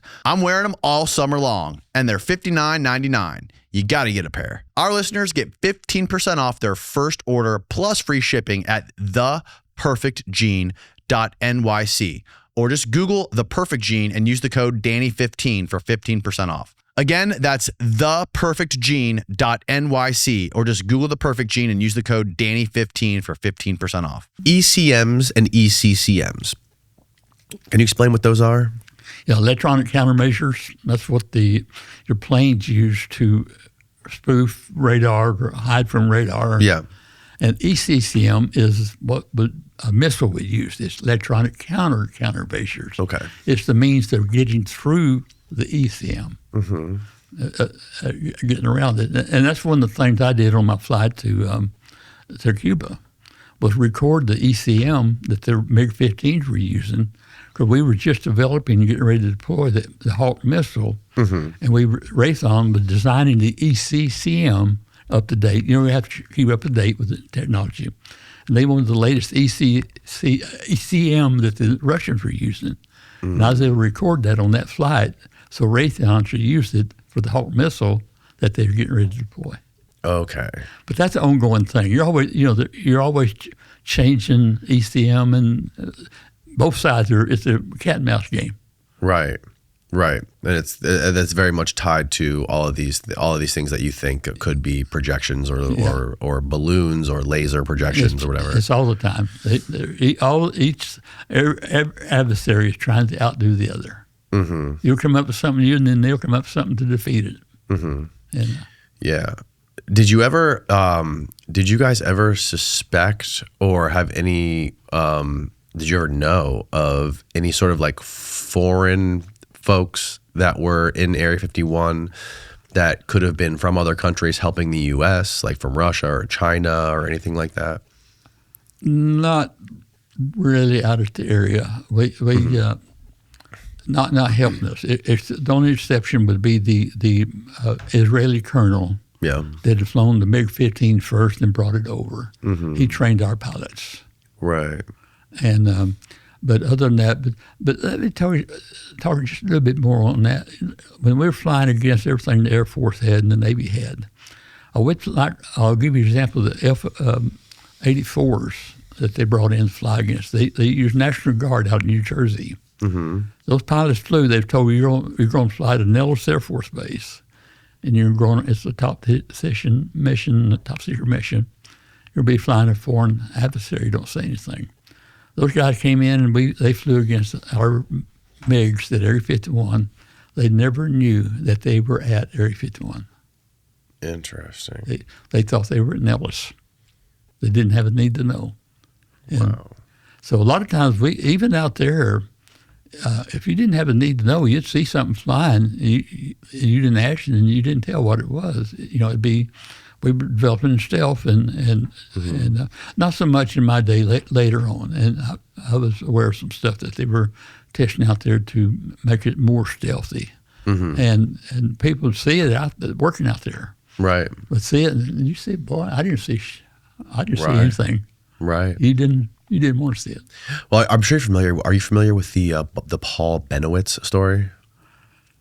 No, I can't place it. So Paul Benowitz was a UFO researcher. He was part of MUFON, which is like the Mutual UFO Network, like a UFO community of people. And he was I forget his profession, but he was he might have been like an engineer or something like that. Anyways, he was just an enthusiast, right? And he lived in New Mexico, and he was constantly witnessing UFOs flying over the mountains and like coming down at random times or whatever. And he was talking about this in the UFO meetings that they were doing. Like this MUFON group would have conferences and stuff. Right. People would come up and talk and explain their experiences or whatever. He was explaining this, and the story goes that at the Air Force base right across those mountains where he lived, there was a guy there named Rick Doty, who was a counterintelligence guy with the Air Force. And he found out that Paul Benowitz was doing, his job was to do recon and see what people were seeing and try to like throw people off the scent of what was really happening. So he discovered Paul Benowitz, and he went and met with him. And what he did was he asked him everything he knew, trying to figure out everything he was seeing and what he believed it was. And what Rick Doty did was he convinced Paul, like, I think what you're seeing really is alien UFOs. This is crazy. You need to really follow this thread, try to pull this thread and figure out what it is. Because they were concerned, the Air Force was concerned that the Soviets were trying to infiltrate the MUFON UFO community to see what they knew, because they knew that was probably some sort of secret technology or whatever. So they were using Paul Benowitz as like a conduit of disinformation to poison the well of the MUFON UFO community, to make them think this really was extraterrestrials and not super secret advanced technology. Very possible. And it ended up driving this guy crazy, and he ended up going to like a psych ward or something, and I think he died there. But, you know, the fact that they would go to, and I think this was in the 80s, late 70s, early 80s maybe, and just the fact that their counterintelligence psychological operations that they were doing was so robust back then, it makes you wonder, like, what is it like now in today's day and age where information is just everywhere, constantly, nonstop? You know, going back to the government releasing the UFO files. Yeah. There's absolutely no way the government's ever going to release any classified documents. They'd be crazy too. Mm-hmm. You know, like your spoofing techniques, or that you're even spoofing, or any of that, because that's giving it to the enemy. Right. You just don't do that, especially if they're a bunch of UFO people. Right. I mean, you don't give away secrets. Mm-hmm. And for good reason. Right. I mean, China would love it.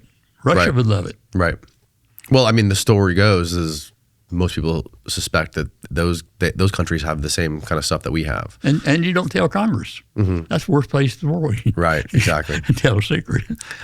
Let's pause. I got to take a pee real quick. Okay. We'll be right back. I did a deal back with the DA. They invited me there for give a presentation to the workforce when they put a big logo in there at the entrance like you got at CIA. Mm-hmm. The DA put one in. Mm-hmm. They invited me back, and I gave a presentation to the workforce, me and one of the U2 pilots. And when the director was the first one to walk across the logo, and me and Tony Bravacra, the U2 pilot, were the second, and our wives were the second ones to walk across the logo. At DIA? At the DA. Wow. Which was quite an honor. Wow. And that's so that was when they were grilling you and trying to get all this information out of you about all your experiences before they were going to declassify this. And you were saying this is what led you into writing their books? Yeah, I had already, no, at that time I hadn't written the books, no. Yeah, that's when we started all that, yeah. But we went doing all the workforce, just telling the story. Mm-hmm. And but we did that for 10 days. But the CIA sponsored it. But I've been in many panels and stuff at universities and stuff where Dr. Robards, he's the chief historian at CIA. He and I become just real personal friends. But anyway, we've appeared at universities all over the country, talking just like we're talking today. Right. Giving discussions to the students and stuff. Let me ask you this. When you wrote your books, I assume you had to get them reviewed by the CIA? Yeah. Was there anything that had to be redacted or left out? Not a thing. No, really? Everything was clear? Not a thing. As for the, in fact, they were learning. They didn't know whether it's classified or not. Yeah. They didn't know about it. Wow. I'll give you an example. Robards called me up here a while back. Well, it's been several months now. They came across a document that had Project Red Flag on it. And you go back in the UFO lure, they've known about red flag, and they always associate it with something to do with UFOs, aliens stuff. Red flag. Anyway, he called me. Grab your headphones. Are we on there now? Yeah, we're good. Yeah, we're on. Can you say this on the air? Yeah. Okay. Okay. Sorry, I didn't know it was on there. Oh, yeah. Is that okay? Do you want us to delete anything? No. Okay, we were talking about the CIA still learning stuff about what went on Area 51. Right. And Project Redlight has always been a topic that people had knew about that associated with UFO activities, aliens and stuff, because they didn't know what it was. And Dr. Robards from CIA called me up, and he said, we got a lot of documents here with red light on it. Yep. What is that? What was that? Well, we had two projects. One was the U2 program was Froghorn, and then with A12, it was Red Light. Everything, when we bought supplies, like commissary supplies or fuel for the planes or anything, we couldn't tell the vendor where it was going, what it's for, or who it's for. So you stamped it Project Red Light or Project Froghorn, and they knew not to ask any questions. No questions asked. And that's what those documents were. They were actually invoices and stuff, accounting or whatever for fuel, commissary items and stuff that for the facility out there. Oh, wow. But the CIA didn't know what that was. But those of us, you had to almost be boots on the ground to know a lot of that. Right. We assigned a project name to almost everything we did. Yeah. Maybe just one flight would have a project name to it, if it's a special flight. So this just popped into my head. On the subject of all of this technology you're aware of, the spoofing technology and all of this stuff, and the ECMs and the ECCMs, and the Tic Tac stuff. The Tic Tac stuff's interesting because this is stuff that you're hearing third party right through pilots that said they saw this with their eyes. They're giving testimony. We have no reason not to believe them. But what about when it comes to events where it's like a mass public sighting, similar to like the Phoenix Lights, where they were all seeing these giant triangle-shaped light formations in the sky, and that's on video, it's on photos. Yeah. What do you think that was? I'd be inclined to think it might be flares or something like that, but I really don't know. Flares. It could have been some flare activities for some reason. There's no telling. Mm-hmm. Yeah. In those perfect V formations. Like you think that's flares would be able to stay in a formation and hover like that? Not like that. They wouldn't. No. Not like what we're seeing. And that one on the right is crazy. Top right, Steve. Up. Down right there. Yeah, right there. I think that's a rendering. Oh, that's a rendering. Yeah. Damn it. Trying to stick with the non-replicated stuff. I don't know if this is authentic either. 29 years ago. Yeah, in 1997. It's hard to say. It's very interesting. Yeah, I have no idea what that was. Yeah. A lot of people did see that. Now, a lot of the sightings, no one's seen them, but maybe one person. Those you have to kind of question. But where you got a mass sighting like that, there's probably an explanation. But yeah. I think, do you think like the deepest, blackest research projects that are going on in regard to propulsion or any kind of spoofing technology, all that stuff. Where do you think it would be? Do you think it would be buried? Would it be in these private contractors, or do you think there are any? Because I imagine what Area 51 was when you were doing it, I imagine now with how books and movies have been made about it and people talk about it 24/7, I imagine they would move that stuff out of there and put it somewhere else. Yeah. Do you have any idea where they would put it? No, that kind of stuff would mostly be done by companies. Yeah, private companies. Pratt Whitney that I talked about with the engines, they were right here in Florida. And you wouldn't believe the number of explosions that the engines blew up and that sort of thing as we were developing those engines. Yeah. That was didn't happen overnight. And the engine itself could take the plane up to 100,000 feet, and faster than probably what it would go. Our biggest challenge was heat. The plane got so hot that we had to set a limit on it because we had used composites even in it at some of the edges that get up too hot over 2,200 degrees. But everything had to be invented about that plane. The fuels, hydraulics, because your fuel thing got to 600 degrees. The windshield would be 500-600 degrees. Right. Everything was hot. Right. And that's your limitation on speed, even today. So that makes me question a lot of this stuff that's zipping around that's almost impossible. That would generate meteorite-like speeds, right. The heat of the sun. They would have to figure out, if that stuff is physical, they would have had to figure out a new way of propulsion or a new way to apply a new level of physics, right, to where they can bend space-time around them. Even with the X-15, we generated, while I was only up, we generated 8 astronauts in the X-15. This is right after Shepard and all of them made their initial flights. But with the X-15, anytime we went over 50 miles up, it got extremely hot coming in. And we would lose communications with it as it came back into the atmosphere. And the ion field around it would block communication. So we would go through 2 or 3 minutes and not be able to communicate with the plane, just like they did with the space shuttle and all of that. We did the same thing with X-15. Because of the speed it's going, the temperature it got up to. And about the X-15, a lot of viewers probably don't know much about it.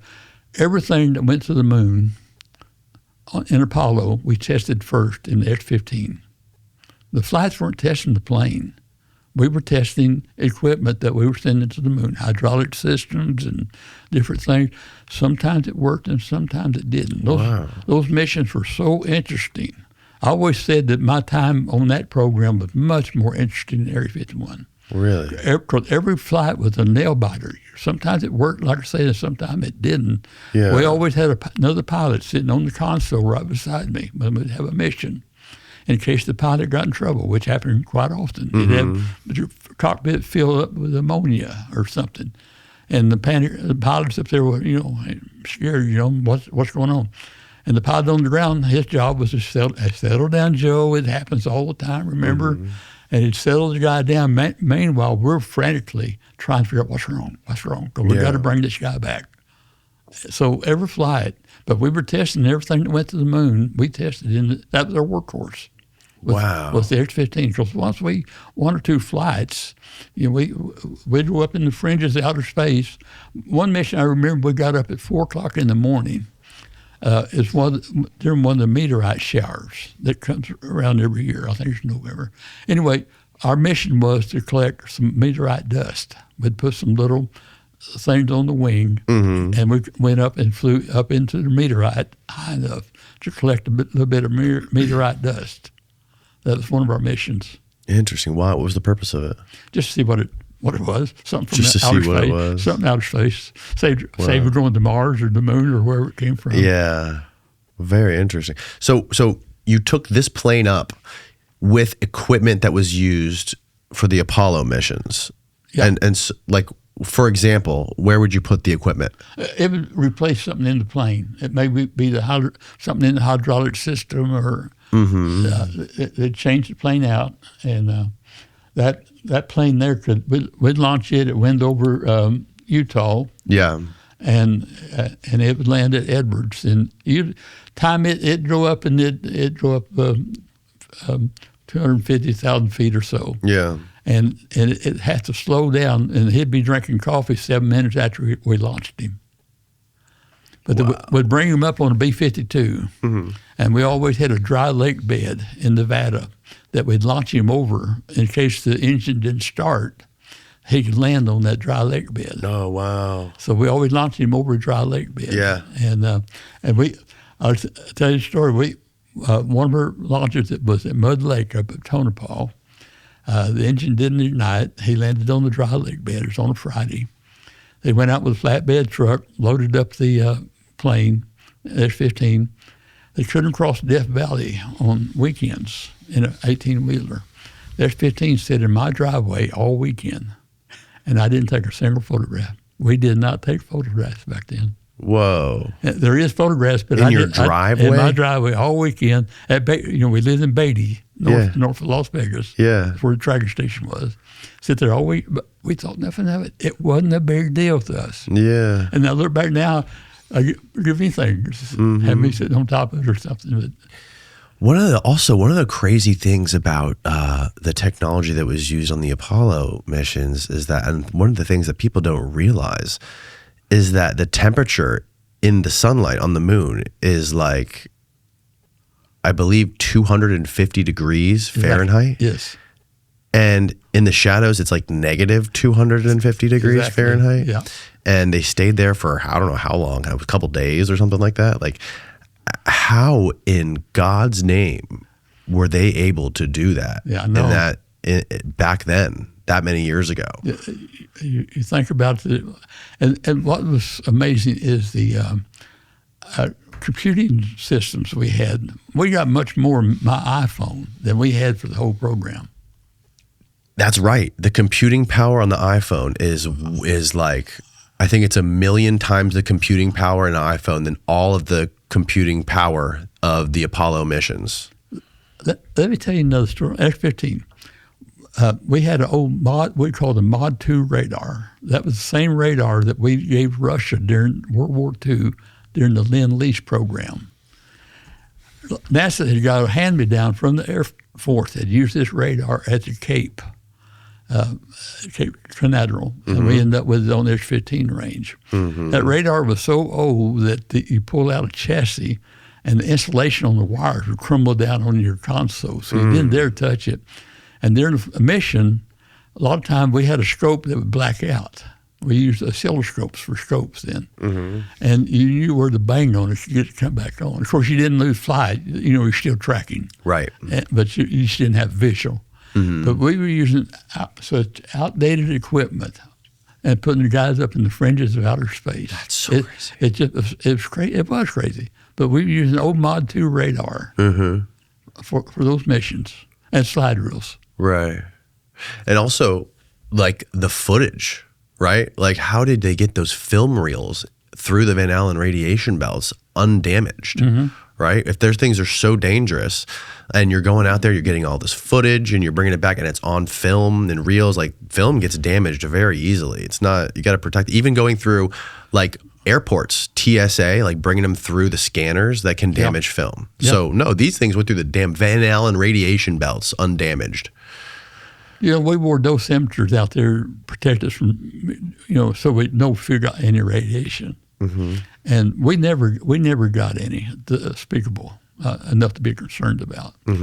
And today, right now, as we speak, they're getting bills passed to give compensation to people who worked at Area 51 from radiation, and they show in the propaganda they put out. They show a above atmospheric atomic bomb test going on. We didn't have those. They had already stopped that, but our guys, where they were detonating them in the outer atmosphere. Yeah, they're showing that now to justify them getting compensation. and that wasn't happening then in Area 51. So the whole story, but what I'm getting to is we worked out there. They had atomic bomb tests while I was working out there, and we'd have to evacuate. Oh, really? During the day of the test. And we'd come back out as the mushroom, they were underground, but every now and then you'd have a cloud from the dust and stuff. And the sheriff would stop the traffic on the road till the dust passed through over into Utah, and then let them go. You had a free car wash out of it. Oh, wow. And we'd come back out and we'd dust it, brush the dust off of her desk and that kind of stuff. And we'd have a little bit of damage every now and then from a test, when it's in the atmosphere in particular. But our guys that worked out there, almost all of them lived up into the 90s. I'm one of the younger ones. We never had any problems. We worked out there. Now today, they did have problems later when they had the burn pits. We didn't have those. Yeah. But as far as the radiation, we never had any radiation. Right. Well, I mean, the problem with it, or the reason that people are so confused by it, the public, which, they don't have the full picture, right? They're not scientists. We're just people that are trying to read online and watch videos and make it and rationally kind of understand this stuff, is that you can watch videos from now till Friday of astronauts, modern day astronauts, talking about how we have to develop more technology and more protection before we can send astronauts into beyond the Van Allen belts. So it's like, why are we having such trouble figuring this problem out now when we didn't back then? It's like, makes you wonder. Yeah, it's very strange, right? Like, there's very few technologies that don't advance exponentially throughout time, right? If you look at, just look at the time between the Civil War and World War II, and we went from shooting muskets to detonating fusion devices. Absolutely. So, like, if we went to the moon in the 60s, why do we go backwards? And I get the argument, right? It was the space race. It was just a performative thing. We wanted to beat the Russians, be the first ones there to prove that America was superior and all this, but still. A lot of people don't know this. In the early days, all of that Area 51, we'd run into periods when we really wouldn't have a project between the MiGs and the stealth and stuff. So they would loan us out. We call it the black world. And they'd loan us out, some of us, to the white world. That was atomic bomb testing for special problems that they were having that they needed our expertise for. And we would go over there and work in the white world. So I got to sit through, I think there's 5 atomic bomb tests, underground tests. Oh, wow. I got to participate. And I've got to go back into ground zero. They'd have them underground, they'd have a tunnel. They had them in a mesa, most of them. They had some, they drill. But you go back, we go in and set up the experiments. Usually it's universities would have a grant, and different ones. It wasn't just military or, Navy might have one, but most of those universities doing research, maybe for X-ray shields or who knows, medical. And you had up towards ground zero, you had your experiments that was looking for high temperatures or force. Then further back, you learn different experiments for different type of radiation that travels at different speeds and all that kind of stuff. And they're setting up these stations, with their sensors and whatever.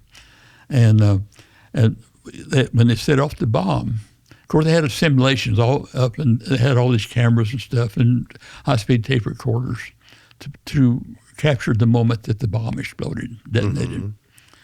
But we go down and help them set up these experiments in these big old, like, it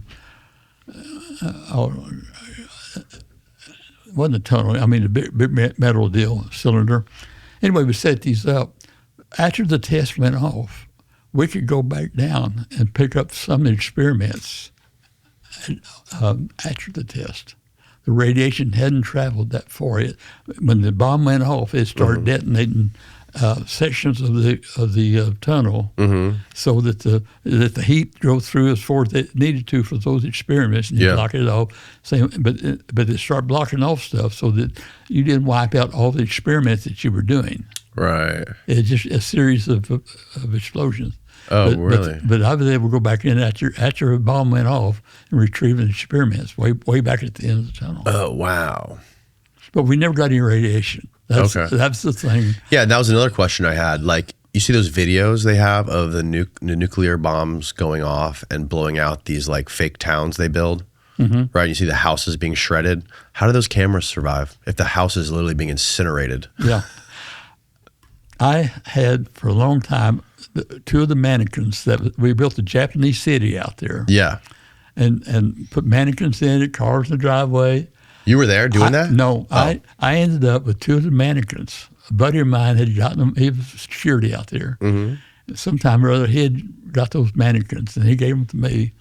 And I had those things for the longest time, and I finally donated them to the Atomic Testing Museum. No way.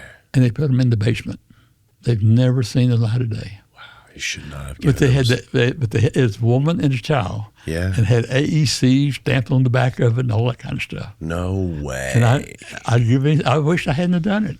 And now, these days, a lot of us worked out there. We started trying to find a home for stuff that we'd collected, from back then. Yeah. And we found the museum's the worst place in the world to go with it. Yeah. They just bury it. They put it in the basement. Wow. These mannequins right here, huh?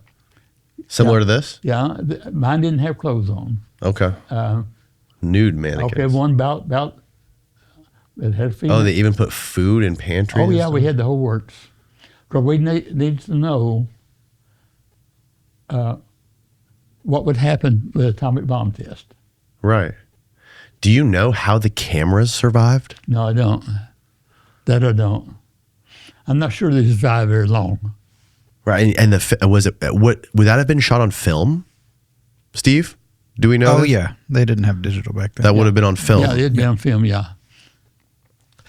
And the trailers, they had Polaroid film cameras, just rows after rows of them. And they would have drills, and they were trying to time those where that camera would click just as that bomb exploded so that it could get whatever data they were looking for. Right. And so I got to see some little drills. So look at that. Yeah. The camera doesn't even move. I've been back out to those areas many times. That one moved a little bit. You can go on tours out there today. Oh, really? Yeah, I've been out there several times. Wow. How far away was that city from the actual detonation? I don't know. I don't. Wow. Oh my God, it's not far. You can see it right there. You'll see in some of those films, you'll see the atomic cannon. I think that's a shot from the atomic cannon right there. When I deployed to Germany with the Hawk missile unit, we went on the move on one event. We ended up protecting, we had an atomic cannon in Germany, right out of Bamberg. And what's an atomic cannon? It's shoot a nuclear bomb just like that. I had it aimed right at Russia. Oh. And my unit moved to that atomic cannon to defend it. Simulated. It's maneuvers, But I got to see the atomic cannon not only at the test site, but they still got it museum piece. But I got to see one in the actual setup in Germany. Oh, wow. So why were we blowing holes in the atmosphere with nukes? Why were we doing that? That was like Starfish Prime, I believe it was. Yeah, that was your ECM. Okay, electromagnetic, EMPs? EMP, I'm sorry, EMP. Yeah, we were really into EMP at that time. And that's something we need to fear. I've written a few books on EMP. I got exposed to some of that. Oh, really? That is more what we're using today, selectively. But you could put a detonated atmospheric bomb or EMP device and wipe out the electricity in the whole United States. Right. I mean, it's horrible. And we got that. The Russians did that, and we did it both. We set one off in the Johnson Islands, and it traveled all the way to Hawaii and knocked out a lot of electricity in Hawaii. Oh, wow. Yeah, and one of the scariest things about that is I think we have these interceptor missiles in the United States, in Vandenberg and in Alaska. They're supposed to be intercept. They're supposed to shoot these warheads out of the sky before they hit us. So, like, I assume that's going to cause an EMP if it explodes the warhead before it detonates. And also, like, what is the chance that I think we have 44 of these interceptor missiles? Yeah, not every warhead would be EMP. It's like kind of a special really? device. Yeah. So you can't just detonate a warhead in the atmosphere and have an EMP effect? Yeah, no, you wouldn't. Oh. Yeah, there's special device. I thought a nuclear warhead, no matter what, would have a residual EMP effect. Not to the extent, not like a EMP device is designed to take out all your electronics. Right. Just a regular atomic bomb test would not necessarily do that. Okay. It's more force and Right. and that sort of thing. But an EMP device, it looks for an antenna, and if you got it inside of a tin building or something, you're okay. It's looking for an antenna, and it'll go wherever. Once it gets in, it travels everywhere. Oh, wow. And just in seconds. It would, if it hit over the United States and you got in our electrical grid, it would go wherever that electrical grid, even in old Mexico, Canada, wherever it went, and it'd wipe out everything. Wow. It'd wipe out your TVs, your cars, if you got these little electronic starter deals. The older cars with electronic starters, yeah. Well, no, all cars now have electronic starters. Yeah. There's only the old ones that don't. The old ones would survive. The old old ones would survive, right. Yeah. But it'd wipe out everything that's electronic. So you can imagine all of a sudden you don't have lights, but you can't pump your water into your big cities, wiped out your motors. You flush your toilet and it doesn't refill. It'd be Mad Max in short order. It's bad time.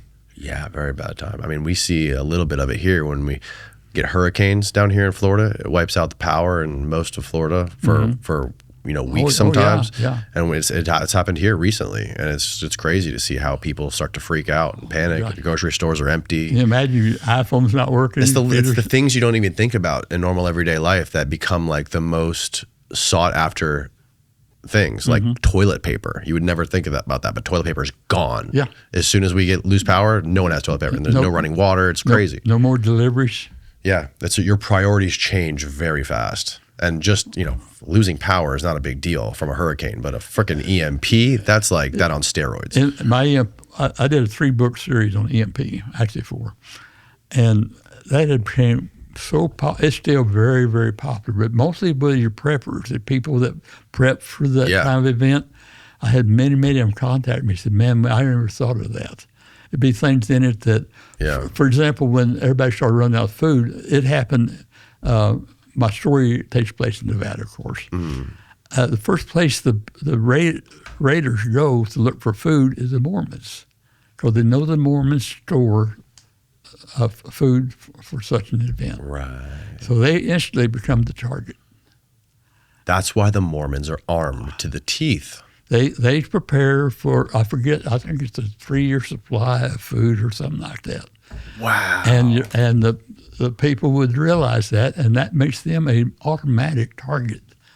Because people are starving to death, Yeah. I've heard stories. I've had people tell me these stories about like literal militarized Mormon militias in Mexico. Yeah. Mormons are they've always been well prepared. Yeah. But the preppers, I had a lot of preppers contact me. Man, I never thought about that. And, never thought about that happening or this happening. Right.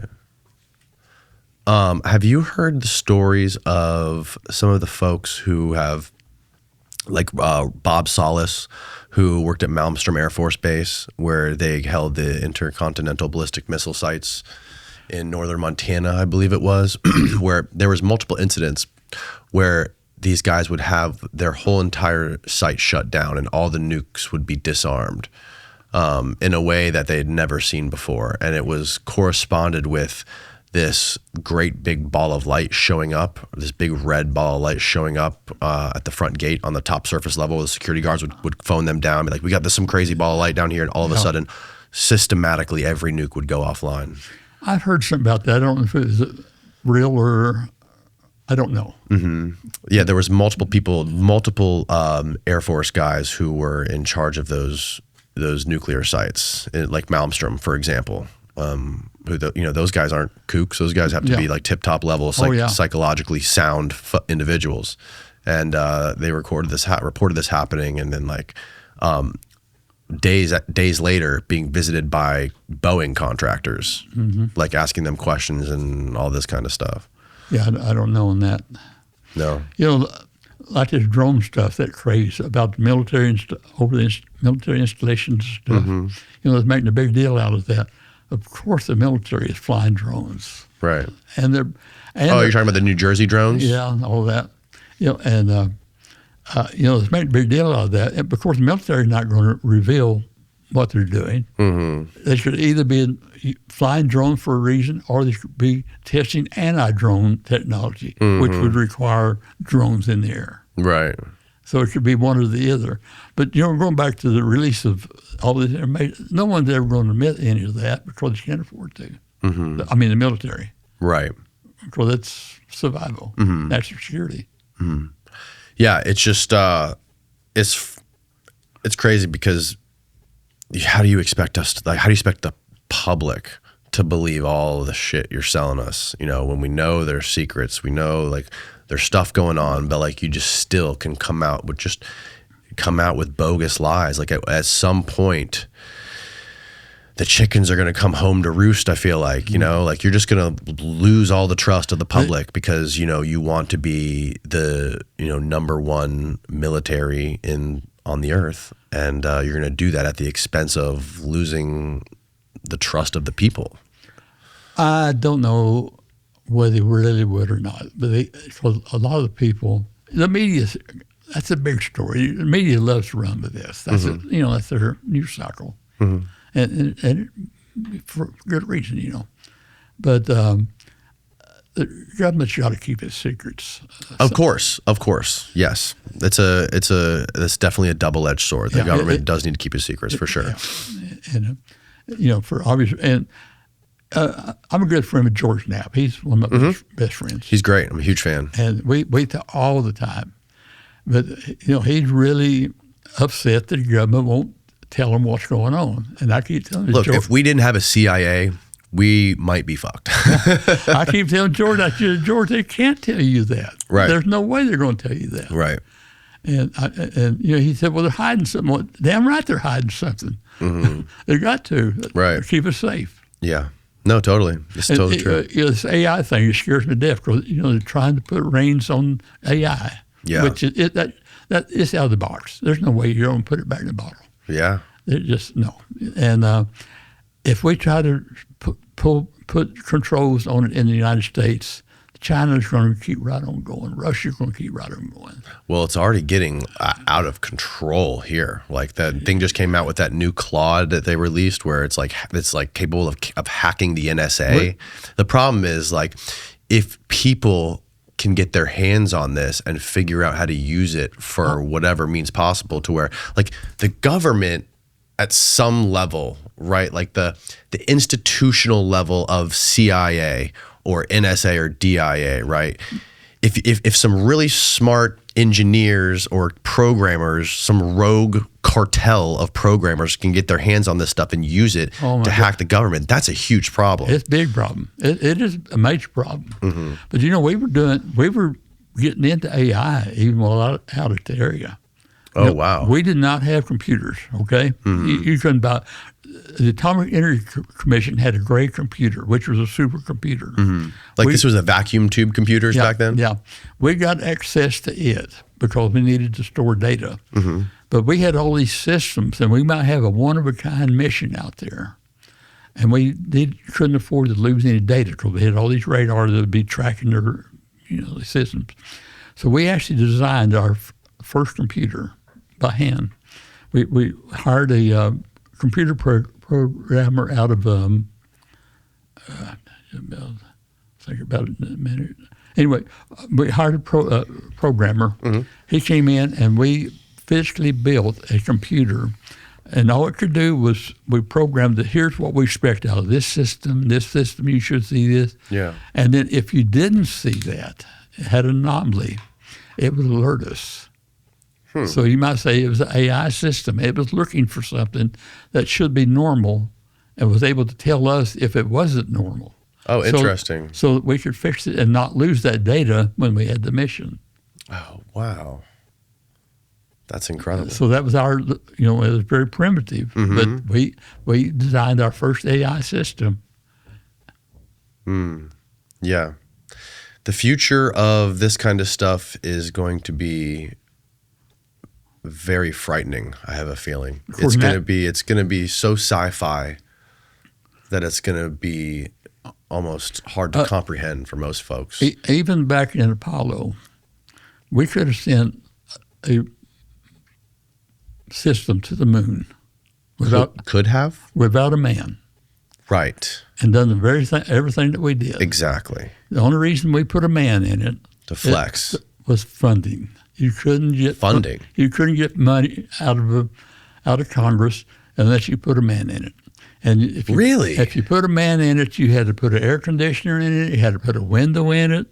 We were already flying planes out at NASA at Dryden, unmanned planes in the late 60s. Mm-hmm. We were already I thought the reason we put the man on the moon was because we wanted to be able to. We were racing to be the first person to put a man on the moon. We were. Yeah, we were. Yeah, and that was part of it. Right. And the astronauts, they paraded them around all over the country. Yeah. But we could have done it without the astronauts. Right, and it would have been much more efficient. Much more efficient, much quicker. Which is another argument, I believe, to why we haven't gone, why humans haven't been back to the moon since. Right, because that was a one-time sort of performative thing to get humans there. It was. But it's a waste of money, and it's too risky to keep sending human beings out there. You don't need to see anymore. You can get everything done with robots. You do everything with drones and robots now. 100%. Yeah, 100%. That's the future. Yeah. Well, man, this has been a fascinating conversation, man. Thank you for doing this. It's been fun. Tell me more about your books. Where can people find your books, read your books? They're on Amazon.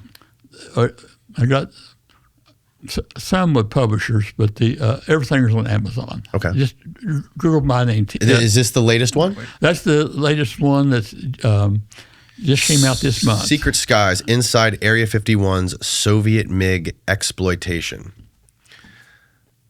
This is a big boy right here. Over 500 pages. Yeah, it's full of photographs and stuff. And the Station D, Area 51, was the first one. It was published by Becquerel House, same publishers to that one. Okay. And it's pretty well worldwide. We didn't get a good start on it. COVID happened just as we came out with it. And we had to cancel our premiere and all that kind of stuff. Oh, no. But it's it's a large paperback book. But it's got a lot more. This one's just about the MiG programs. Okay. But the other one was why we had an Area 51. Why did the CIA get chosen over the Air Force? It tells about the battles we had with the Air Force. I mean, we had some horrible battles. So the Air Force thought anything flying should be wearing a blue suit. Right. And Air Force fought with NASA too. Joe Yeager was a friend of mine, but we had a lot of battles. He was Air Force. If you were in the Air Force, you shouldn't be flying. So we had a lot of issues, but we also had a lot of issues inside the CIA. Because it was a co-ops, operations type organization, spying, that stuff. All of a sudden, here comes science and technology. And we were competing with them for office space, money, and they didn't want us. But Area 51 was the genesis of the Director of Science and Technology.